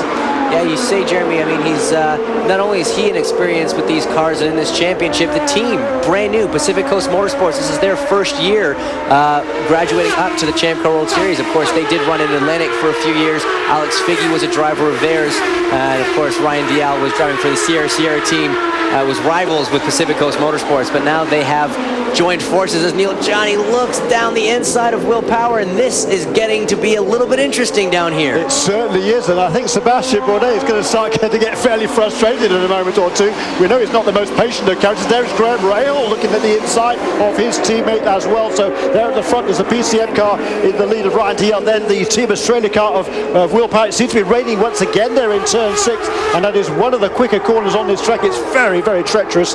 Down to the inside there, once again it's Will Power just looking to the inside, but certainly not close enough to make a pass. But absolutely fascinating condition. Graham Rahal has just overstepped the mark in turn 8. He is into the tyres. Is that going to bring out another full course yellow? Certainly not yet. And Graham might have dodged. Coming in, guys. He's going to come in. Okay, that's a team radio. Definitely has suspension damage there. He hit those tires fairly hard. Obviously, the wing is gone. As we see, one of the cars in front of him is pitting as well. Maybe trying to get a little bit of fuel in that car, get a stop done before a yellow comes out, if it does. Yeah, if there was a full course yellow comes out one more time, then the pits are initially closed. So if you can make your pit stop before the yellow comes out, then you're good to go, and everybody else will have to come in. And when they rejoin after their pit stop, they would come out behind you. So pretty interesting strategy there. We've got 34 minutes to go, so I fancy now. But if you make a pit stop now, you can get to the end of the race without making another pit stop this afternoon. So that could be a very interesting strategy. I think it was Rail, and who was it? Was it Tagliani that came onto the pit lane as well? I fancy it was, but you can see the new nose cone going on there for Graham Rahal. It's John Tuzanakis, the team manager's on the way. Cameron Steele. Well, away clean, a little bit of chaos getting the nose on there. Well, you talked about it, working for Paul Tracy once before. We'll see if magic can happen for Graham Rahal. We know that magic happened for his dad here previously. That's right, Bobby Rahal won back here on the first time the race was held on the streets of Toronto back in 1986. One of the longest running events on the schedule. Look at Sebastian Bourdais, so treacherous. Comes through turn 10 and 11 here onto the front straight. Certainly for raindrop says... I feel very... Graham Rahal... I was just going to say, as he came out of pit lane, his steering wheel was still very much askew. There was some suspension damage for sure, and he was pointing at the left front corner to his crew. This, of course, is going to bring out a full course caution, Jeremy, because he's just on the exit of corner 1 there, but he was pointing to his crew. There was suspension damage. They said it was fine and sent him out, but you could see as soon as he pulled away that there was something not right. So we have officially now gone to full course caution. And it was Simon Pagenaud, I believe, that came in along with Rahal during that a couple of laps ago. Simon Pagenaud is in the catbird seat. He has made what I believe will be his final pit stop of the day with 32 minutes to go and now under full course caution. Everybody else now is going to have to wait until the cars pack up behind the leader, including Pagenaud. There's a replay of Graham Rahal to come down turn 1, tries to feed on the power, and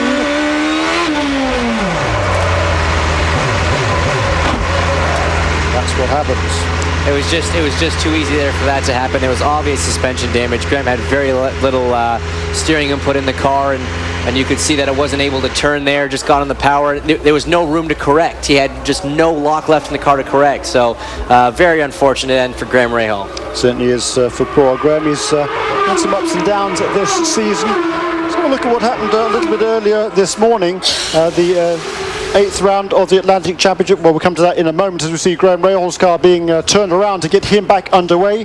The Holmatro safety car team is there to assist Graham Rahal, but I think there's little doubt that his day is going to be done. They'll start that car and get it back to the pit lane, but I think it's pretty doubtful that Graham Rahal will be able to rejoin the race. Here's again a look there as Neil Jarney slithers around, and Sebastian Bourdais, he almost lost it, didn't he? There's Graham. I think there was contact between those two. The nose cone was already coming off Graham Rahal's car before he went into the tyres, James. You're absolutely right. Here's a replay on board. You see Graham Rahal's right front tire was locked up, just got inside there, lost the front wing on Sebastian's wheel, and then just got into the tires, and you could see how it wrenched the wheel out of his hands as the wheel turned there, and that can very often cause injuries to drivers' wrists if they try and hold on to it. Graham obviously knew what was happening, let go, avoided injury, but did not avoid damage. He will be out of this race. Under caution, Ryan Dial leads here in Toronto.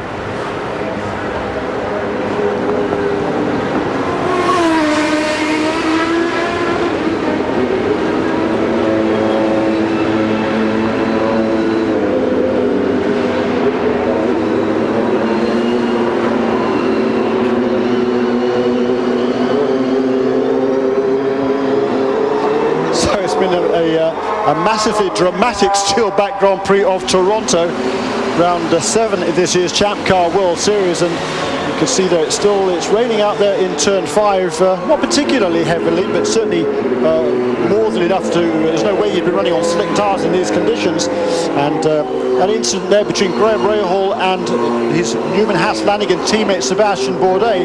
Graham has certainly got to hope that he didn't do any damage to that McDonald's car. The one fear is, of course, end plates to tires often ends in a flat tire. So Sebastian obviously will be trying to feel if there's any air being let out of that tire, if it starts to go flat, he'll be able to feel that in the car. But they also have tire pressure sensors that go back to pit lane. They'll be able to tell Sebastian if there is a problem. But right now, it seems like he's okay under caution here as we ride on board with Canada's hosting a Football World Cup.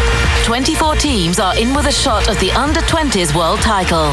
Raw young talent takes to the stage in the hope of making much more than a point. FIFA Under-20s World Cup from June 30th to July 22nd, live on Eurosport and Eurosport 2.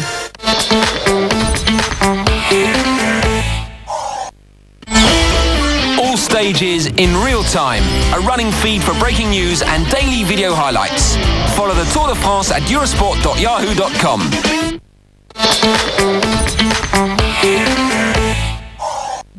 Next week on Eurosport 2. The playoffs continue to churn out the hits. Another place is up for grabs for those who can take it.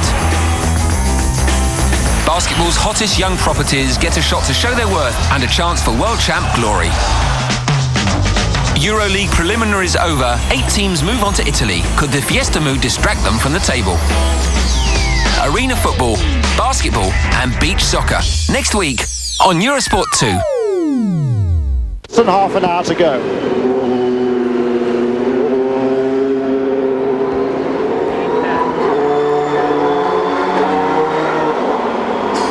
So there is Graham Rahal's car. You can see the crew goes to work on the front end of the car. He'd lost his nose cone, of course, is damaged. Is aware that people are changing their lines for the condition. Suspension, that's... But the turn 3 passing zone rule still applies.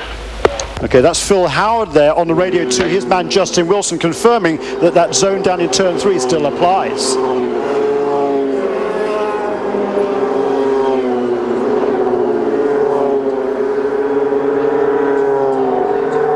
Welcome back to the Steelback Grand Prix of Toronto. Jeremy Shaw with James Hinchcliffe and a cast of characters down on the pit lane.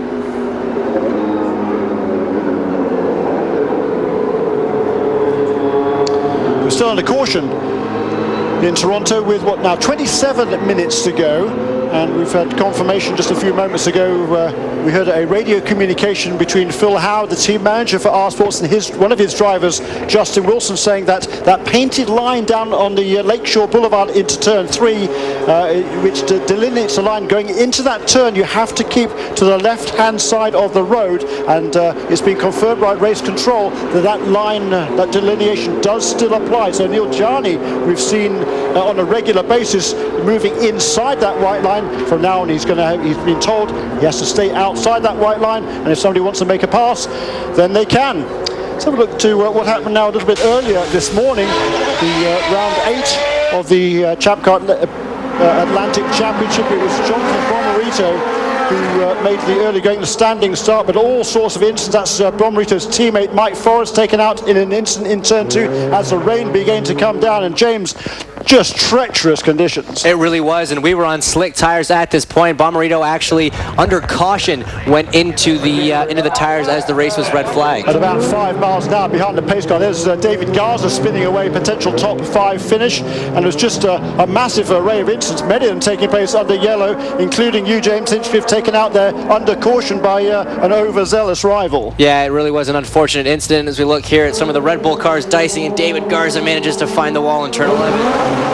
There's Robert Wickens there. The 2 Red Bull cars were battling for second and third places there. Ryan Lewis almost held up, but it's Frank Pereira who comes away with his second win and as many weeks for the Condor Motorsports team, and the 24-year-old Frenchman from Montpellier, France, is now moving his way up in the championship standings, but it's your teammate James Rafa Matos who leads commandingly in the point standings. He finished on the podium again, did Rafa Matos, but it's certainly an excellent performance by Frank Pereira under very tricky conditions. And the good news for you is you were one of many drivers taken out in those incidents, no fault of your own, but you still came away with the 11th place finish. Sometimes it's a bit shocking. I mean, Graham Rahal is still 11th and he's out of this race, but it's Ryan Dial who will lead us back to green.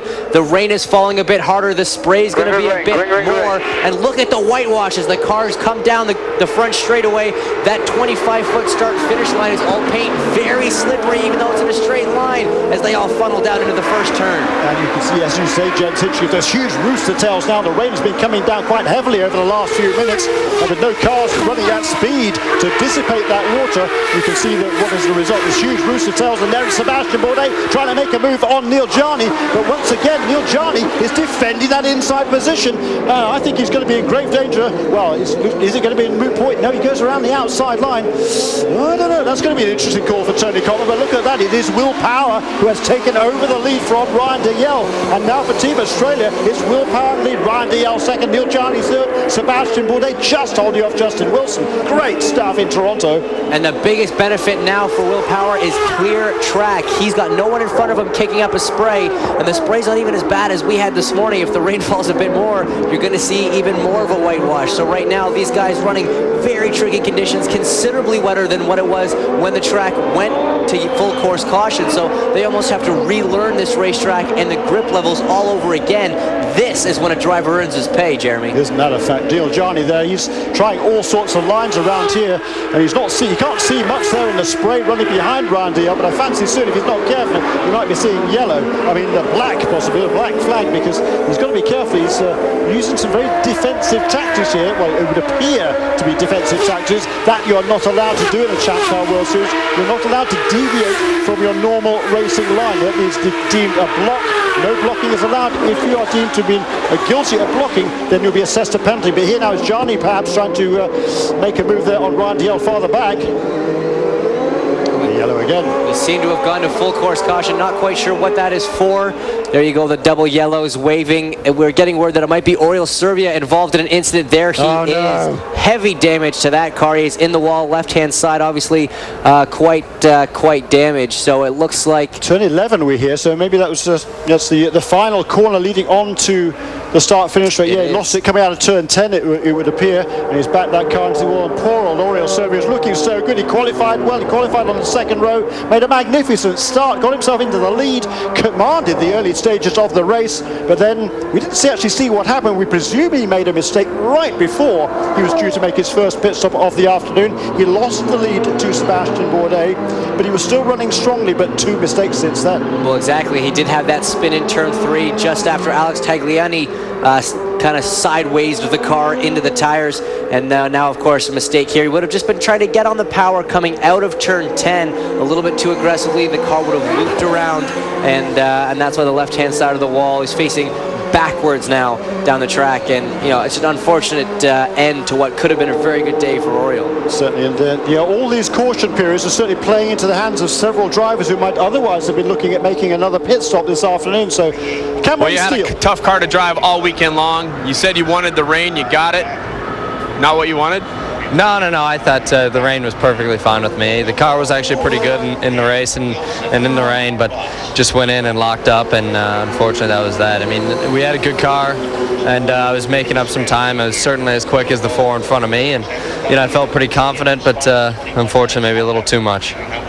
When you couldn't turn the wheel, when you hit the tires the first time, was it you couldn't turn in, or did that happen after you hit the first time? I believe it was after I hit the first time.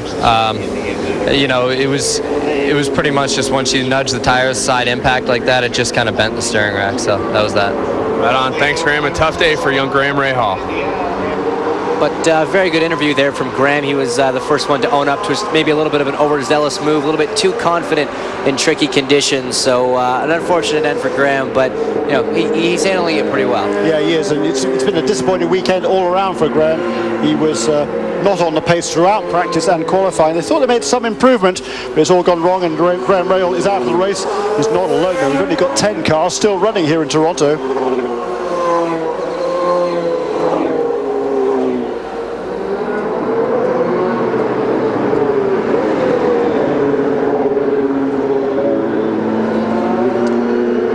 So still at a caution, time is ticking away. Still 20 minutes to go, however, when we go back to green, it depends how wet it remains. The cars have been lapping in about 1 minute 15s or 20s in these very treacherous conditions, but it's now Will Power at the front of the pack. And is he looking good for his second victory of the season for Team Australia? He's driven quite beautifully, particularly in his very treacherous conditions. After the previous round of pit stops, he was behind Sebastian Bourdais, but he's passed not only Sebastian but also Ryan Dalziel as well, and that has elevated him to the front of the pack. And it's been a wonderful performance, has it not, James? It really has, and he certainly did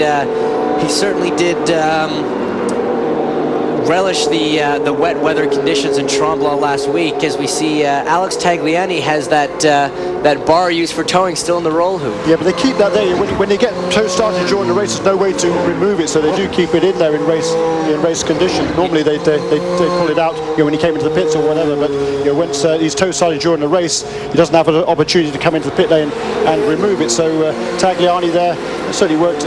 Well, the good news for him, generally speaking, it would affect the aerodynamics on the car, but in these are the conditions. Finish this out with good, consistent laps. Certainly some people will go out ahead of us. Hoping some people will go out ahead of us, and you know what, in these conditions, one finger this time by one finger. So 1 lap to go there. We hear before we get restarted here, and there's 18 minutes to go, and just have a look to when the drivers made their last pit stop, lap 38. Neil Jarni and Ryan Dalziel have been out there the longest since making their last pit stop. That was on lap 38. We're now on lap 59, so they've done 21 laps, but a goodly portion of that has been under yellow, and got about 18 minutes to go. If it stays dry now, another maybe 12 laps or so. So I fancy perhaps everybody might now be able to reach the end of the finish without making another fuel stop. So it's certainly for those guys, the strategy would appear to be working out in their favour, but we'll have to wait final confirmation of that until we get to the closing stages of the race. But still very, very tricky. You can see they're certainly a lot brighter now than it was, James, but the track is still very, very wet. Yeah, of course the track is still very wet. It's not bright enough to start drying it out, and it appears as though the rain has stopped falling. But as you say, Jeremy, the track's still wet, the sky's still dark, and this has been a problem for a few of the drivers still wearing dark visors. But Will Power has got a clear visor on and a clear track ahead of him as he leads at the Steelback Grand Prix of Toronto.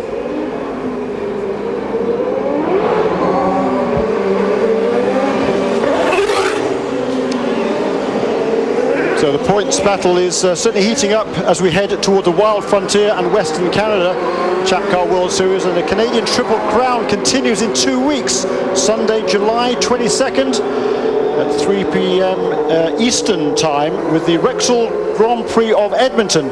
Check your regional listings for precise broadcast times. We're looking forward to going back to the western states there.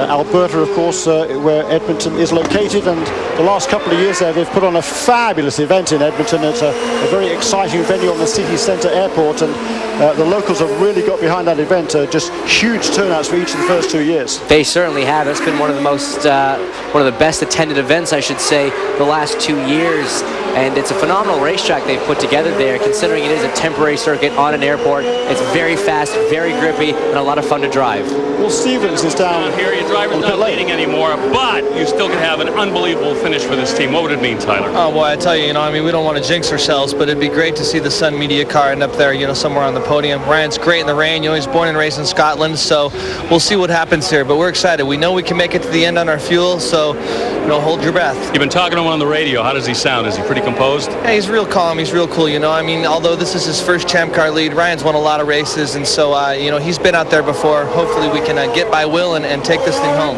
Their fingers are crossed down here, guys.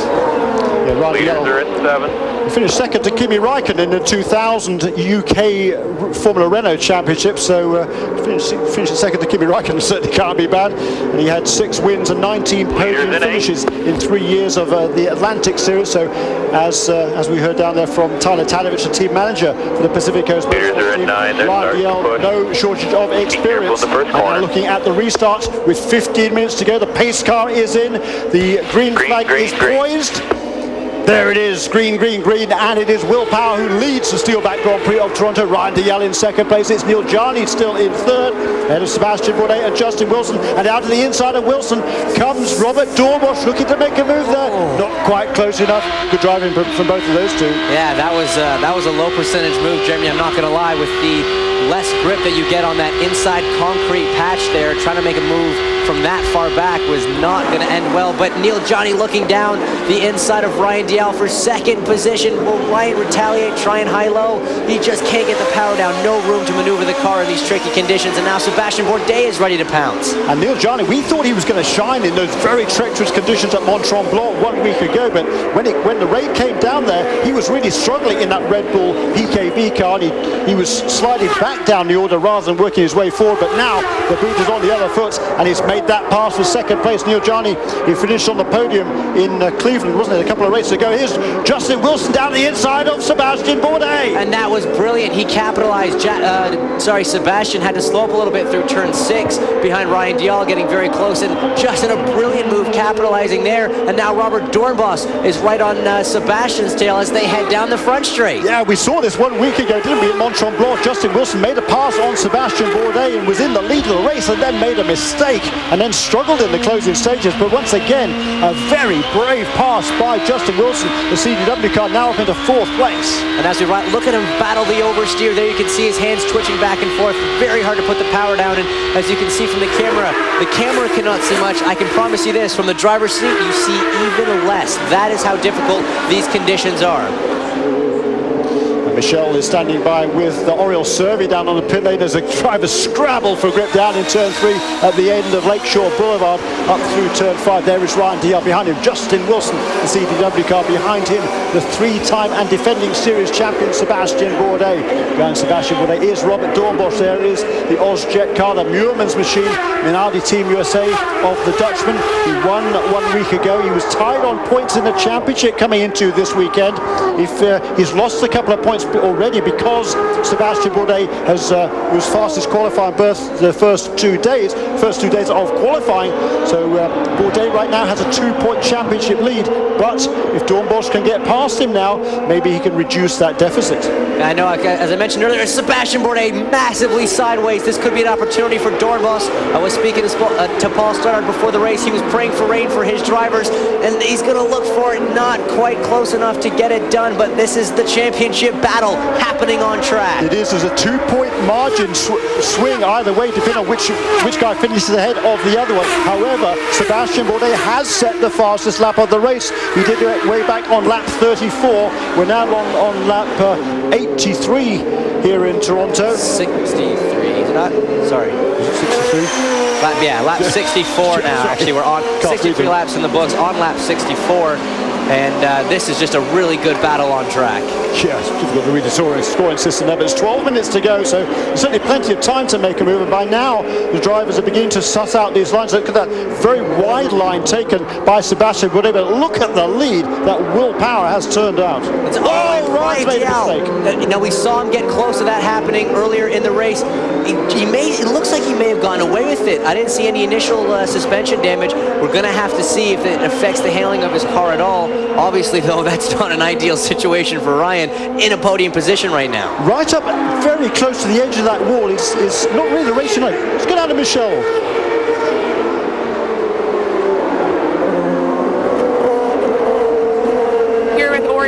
Oriel, I know that you thought that the number 7 car in the 7th race of the season was going to be good luck, but not the case today. What happened? Well, it definitely looked that way for the first third of the race. I mean, car was awesome. I mean, I have to thank the whole crew. I mean, we worked really hard. The last 3 races, Paul won Cleveland, but we didn't really have the speed. And suddenly, Mont Tremblant, we find some speed. And this weekend, we're so fast from the beginning. And I thought it was our race, but it rained. And I really believe, Bridgestone gave us great tires on the dry. But in the wet, I think they're a little too hard. And when we try something, end up on the wall, and that's what happened today. Interesting words there from Oriol Servia. Most of the other guys seem to be contending fairly well in these conditions, but Oriol it was who made the mistake and paid the price for it. On board here with Justin Wilson, as you were saying, James Hinchcliffe, the view is not very good indeed. That's Ryan Diel ahead of him, and right behind these two, Sebastian Bourdais and Robert Dornbos. No love lost between that pair as a result of their antics 1 week ago in Mont-Tremblant. Certainly not, but it's this man, Will Power, who's on an absolute charge. Had he not stalled from second on the grid 1 week ago in Tremblant, in these conditions, he may have been competing for the win, but now it's raining in Toronto. He's up front and looking beautiful to take his second win of the season.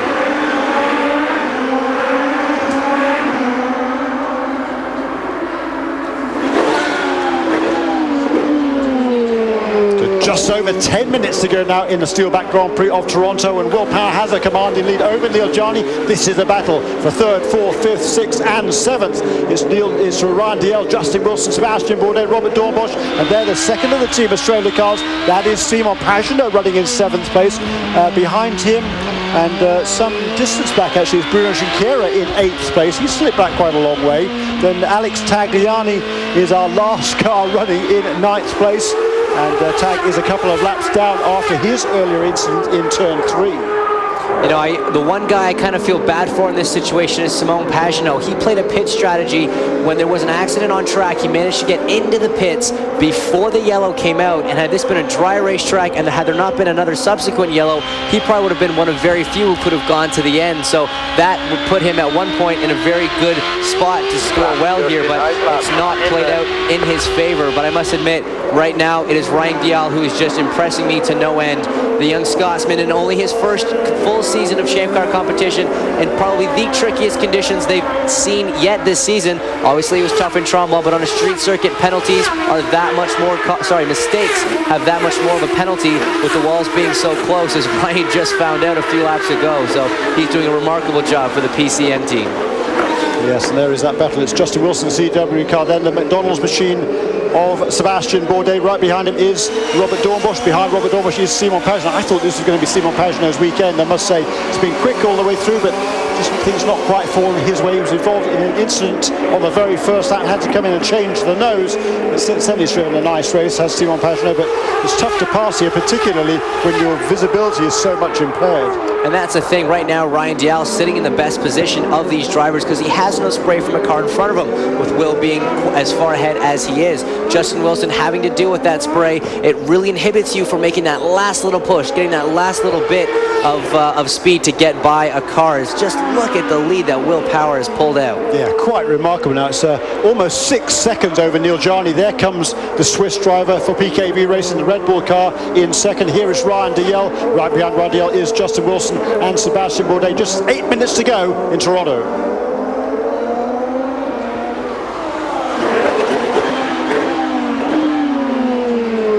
The Canadian Triple Crown, this is the second leg of that series. The best average finishing position will win that award. The team with the best average finishing position will get that award and receive a one-of-a-kind Inuk Suk carvings commissioned from renowned Inuit artist Ohito Ashuna. These tremendous awards, absolutely wonderful. Bourdais, we are hearing, has it. Well, there he is, and it's with Dornbos. They've collided in turn 3. Well, look at that. Wow. This is going to be an interesting situation post-race, Jeremy. They're in the third turn. And just from what we're seeing, I'm going to assume Dornbos went for a pass that went a little bit awry, and now we see the two championship leaders in the wall, and the man third in the points that these two are fighting with is in the lead of this race. This could have huge implications for the championship. Wow, couldn't it just? Coming into the weekend, Sebastian Bourdais and Robert Dornbos were tied on 145 points apiece. Will Power was only 16 points behind Sebastian Bourdais on 131. Right now, Will Power, if he can maintain this advantage, will gain 31 points. The best these two guys can hope for is, 8th and 9th, which is, look at that, just drilled it. He really did. That was a 100% mistake on Dornbos's part. He just went in a little bit too high. Look at Bourdais waving his hands in frustration. Here we are on board with Justin Wilson looking backward. Yeah, just classic. Looked to me like Bourdais left his brake in a little bit too late there, and But Dorbosch wasn't a little bit too late, he was a lot too late. Yeah, it was one of those things where he's just tried to break a little bit later than Sebastian did to try and gain some time up, but Sebastian had apparently overshot it by a little bit on his own. One more angle, slow motion, so it looks like Sebastian missed the turn-in by a little bit anyway, but at this point, Robert's already going too fast. They're on a collision course, and the inevitable. I fancy that Sebastian's probably not going to want to shake his hand after this one either, Jeremy. I think that's going to be 2 weeks in a row. There's a big rivalry developing there, and as you say, it was they're on the podium there, and Robert Dornbusch drove absolutely superbly last week in Toronto, in just about everybody's opinion. And even if there was some blocking involved, which nobody saw on any TV monitors, it was still a great drive by Bourdais. He left Sebastian Bourdais at about a second and a half a lap in the closing stages, and still he would not, Sebastian Bourdais would not acknowledge the fact that Dornbusch had driven a great race. That was rather sad. He's at least going to limp it back to the pit lane, is Robert Dornbusch, so that should enable him to finish ahead of Sebastian Bourdais. So those two are going to be very, very close on the points leaving this event. If he can just complete another lap or two, he will finish one position ahead of Sebastian Bourdais. It looks like they're probably going to be in 8th and 9th places, and an 8th place position is worth 15 points. A win is worth 31, so that's a 16-point margin. Those two are going to be about Cameron Steele. Great driving or paying off and overcoming a little hand slap that Champ Car gave you earlier in the week. Yeah, it's great to see Will up front. I mean, he deserves to be there. What happened over that penalty was it was just a miscommunication. So we've moved on. Will's doing a great job. Team's doing a fantastic job in the pits. So hopefully we can bring it home in another 5 laps. We know you never want anybody to crash, but seeing the points leader have a problem there, that's got to give you a little bit of a breath of fresh air for Will, who's looking to move forward. Yeah, I feel really sorry for Seabass. That's a shame he's in the wall, but it happens to all of us. Derek Walker, always one with a wry grin on his face, and I think we got a little bit of his humor there. Yeah, he says he feels very, very sorry. Yes, I'm sure you do, Derek. It's going to be very, very close in the championship stands. There is Robert Dornbusch. He has got away from making that pit stop. And let's have a look now at Sebastian Bourdais, just wringing his hands a little bit there. So I think he's maybe done a little bit of damage to that right wrist there, but doesn't seem too worried about it. No, he seems to have just jarred it, but you noticed, Dornbusch did get back out. He still does have suspension damage. You see the left front, according to you, the driver's right front is skewed out a little bit. It is not. It's called towed out. There's a bent part on that car, but they fit a new wing on. And as you say, Jimmy, if he can just circle around the track for the remaining 3 minutes, then he will finish ahead of Sebastian Bourdais. And you were talking about the points difference between those two positions. Yeah, indeed. For 7th place, where's he running right now? Let's have a look at the positions right now coming into this weekend, and it was 3 wins to 1 for Cannon Robert with Dornbusch. Minardi. You were speaking to team owner Keith Wiggins. You saw what happened, Michael. Any concerns that Robert might be penalized for that incident? I certainly hope not. I know that Sebastian was starting to really struggle with his rear tires, and Robert came on the radio and said, I don't know, I think he must have just braked late or early or missed a gear. Just ran right over the poor guy, but it certainly wasn't intentional, I'll guarantee you that. I mean, we're in a points race. We can't afford to take each other out. If you think there was bad blood last week between Bourdais and Dornbusch, well, we'll see what happens this time. Yeah, you did right, Bill Stevens, and that was Michael Cannon. Where we're back to green flag racing, so it's just a couple of minutes to go, perhaps 2 more laps after this one. A great restart once again from Will Power, and some interesting lines being taken there by Neil Jarney and Ryan Diel and Justin Wilson, now up into 4th place, and the championship standings are going to be incredibly close. On my unofficial reckoning, we're going to have Dornbusch and Power equal, perhaps, on 162 points, and Bourdais on 161 if they finish as they do right now. But there's still 2 minutes to go, and the way this race has gone, James, it ain't over yet, is it? I'm not counting anything as certain yet, but Justin Wilson is getting close to the back of Ryan Dial. He is looking into turn 8. Ryan will try and take the outside line. Careful, boys, contact! Ryan Dial in the wall. Absolutely tragic. He was running so well.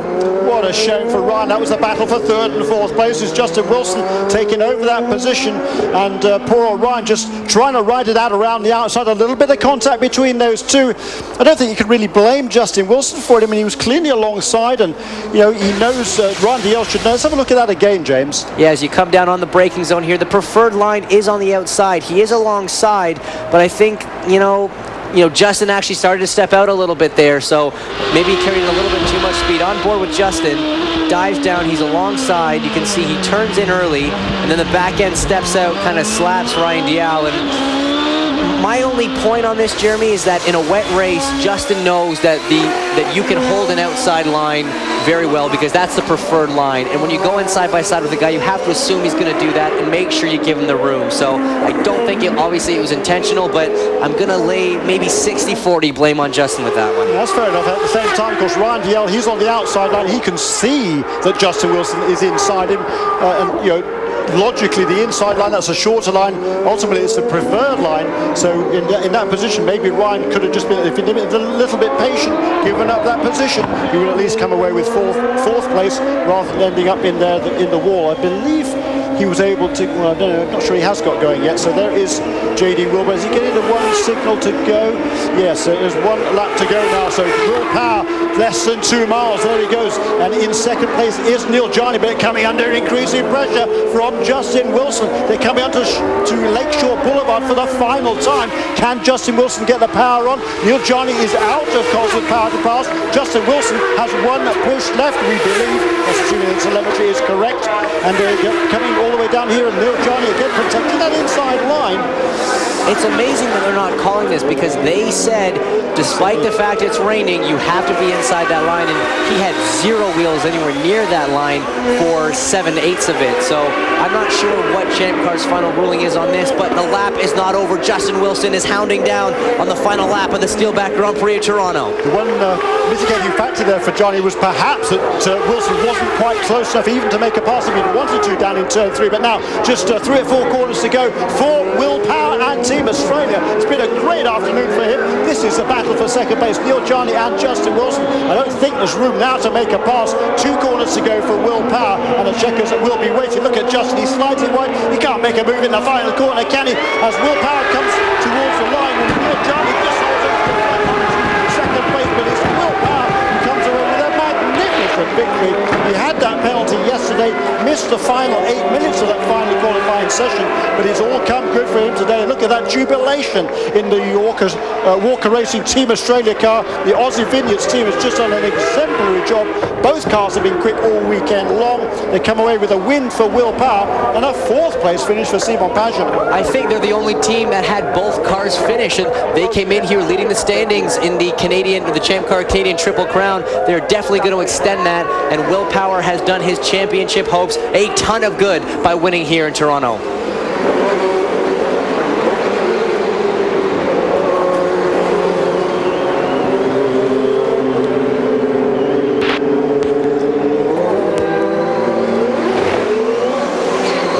This is going to have tremendous implications in the championship battle. Robert Dornbusch actually made up a couple of positions at the end there. He was ahead of Alex Tagliani, and also as a result of Ryan Dial going off and losing a lap, Robert Dornbusch moved up to 6th place. I reckon that's going to give him the championship lead heading towards Edmonton and the Rexall Grand Prix in a couple of weeks' time as we move across Canada to the western state of Alberta. But are the Champ Car officials going to have anything to say about it? This man doesn't care at all. Will Power, brilliant drive by him again. His 2nd Champ Car victory. But there, look at that Sebastian Bourdais. Is he disgruntled or what? And he is going to have a lot of words to say this time about Robert Dornbusch. And while a lot of people felt he might not have been quite as justified as he would have thought last week in offering criticism of Robert Dornbusch, this afternoon, no doubt about it, James. Yeah, you're absolutely right, Jeremy. That was 100% Robert Dornbusch's fault, and Sebastian, it's unfortunate that Sebastian got taken out where Robert was able to continue as Will Power does donuts in the rain. He will be singing in the rain, no doubt, Jeremy. This is a fantastic result for him. His 2nd win of the season. Neil Jarney 2nd. His 2nd podium of the season. His first, of course, coming 2 races ago in Cleveland. So a good bounce back. He had not been having a good weekend had Neil Jarney started 9th, and that was actually an improvement for where he'd been for the beginning part of the weekend. So Justin Wilson in 3rd, Simon Pagenaud 4th. Bruno Juncker for Delcoin Racing rounds out your top 5, and that is the top 5 of the Steelback Grand Prix of Toronto.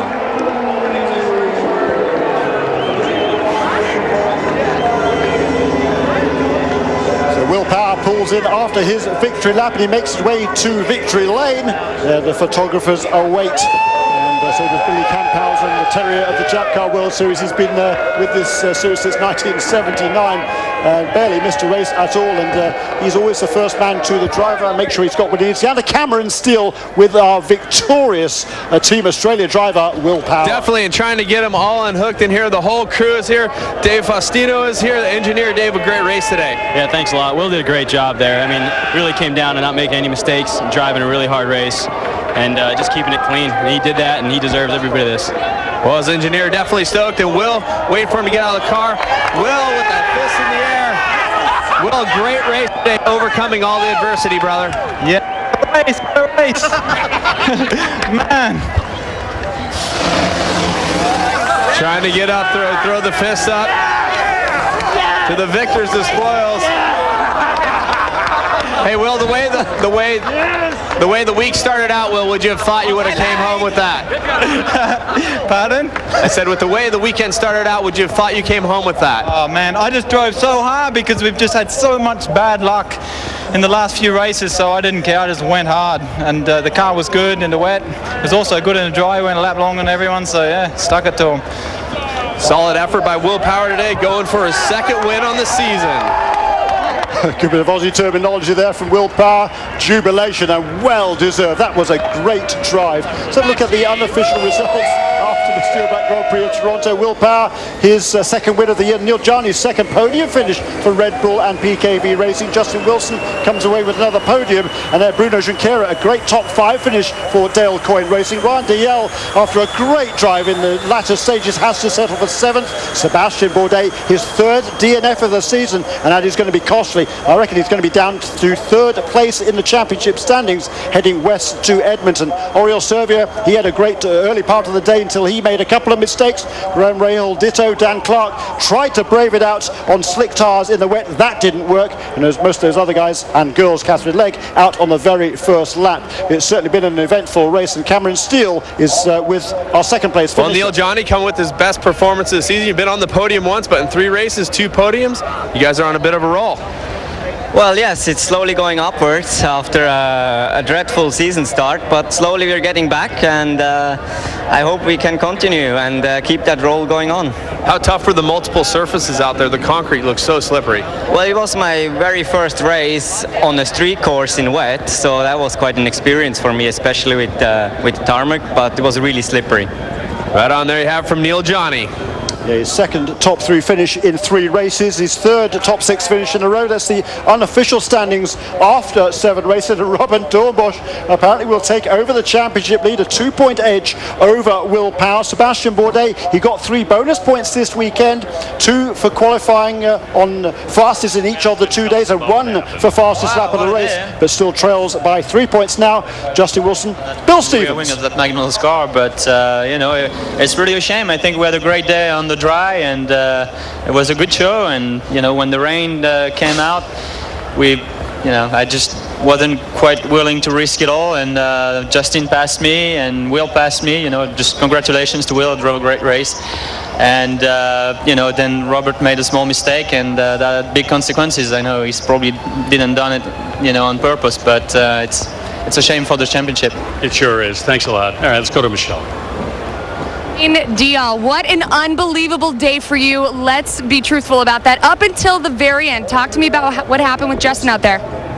Yeah, I mean, obviously conditions were difficult for everybody. I'd like to thank Pacific Coast and Sun Media for being on our car this weekend. It's been a bit of a roller coaster ride. We've had a lot of up and downs, but the rain always evens everybody out, and we were running strong. I think the restarts hurt me. I think when I was out front I was fine, but honestly I think a little bit of impatience from one of our veteran drivers.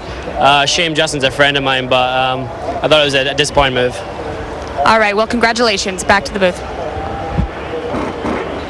Yeah, certainly disappointment there for Ryan Dalziel. He had that incident with his fellow Briton, Justin Wilson. and he has to make do with a 7th place finish. He was on perhaps for a podium. Let's have a look at the unofficial standings after 2 races out of 3 in the Canadian Triple Crown, and Team Australia now a commanding lead with an average finishing positions for each of the team drivers. 3.0 for Team Australia. R Sports in 2nd place with 6.0, and Newman House Lanigan Racing in 3rd place, and they would certainly have been set, I think, for 2nd if not for that late incident involving Robert Dornbusch and Sebastian Bourdais. But James Hinchcliffe, what an event we've seen this afternoon, huh? It's been a fantastic event, full of action and full of some great driving. This one really tested the drivers, and congratulations to Will Power on a brilliant drive. And my thanks to everybody for joining us today. Thanks to James Hinchcliffe, our pit lane reporters as well. My name is Jeremy Shaw. It's been an eventful day here in Toronto. We're going to do it all again in 2 weeks' time at the Rexall Grand Prix of Edmonton for the next round of the Chap Car World Series.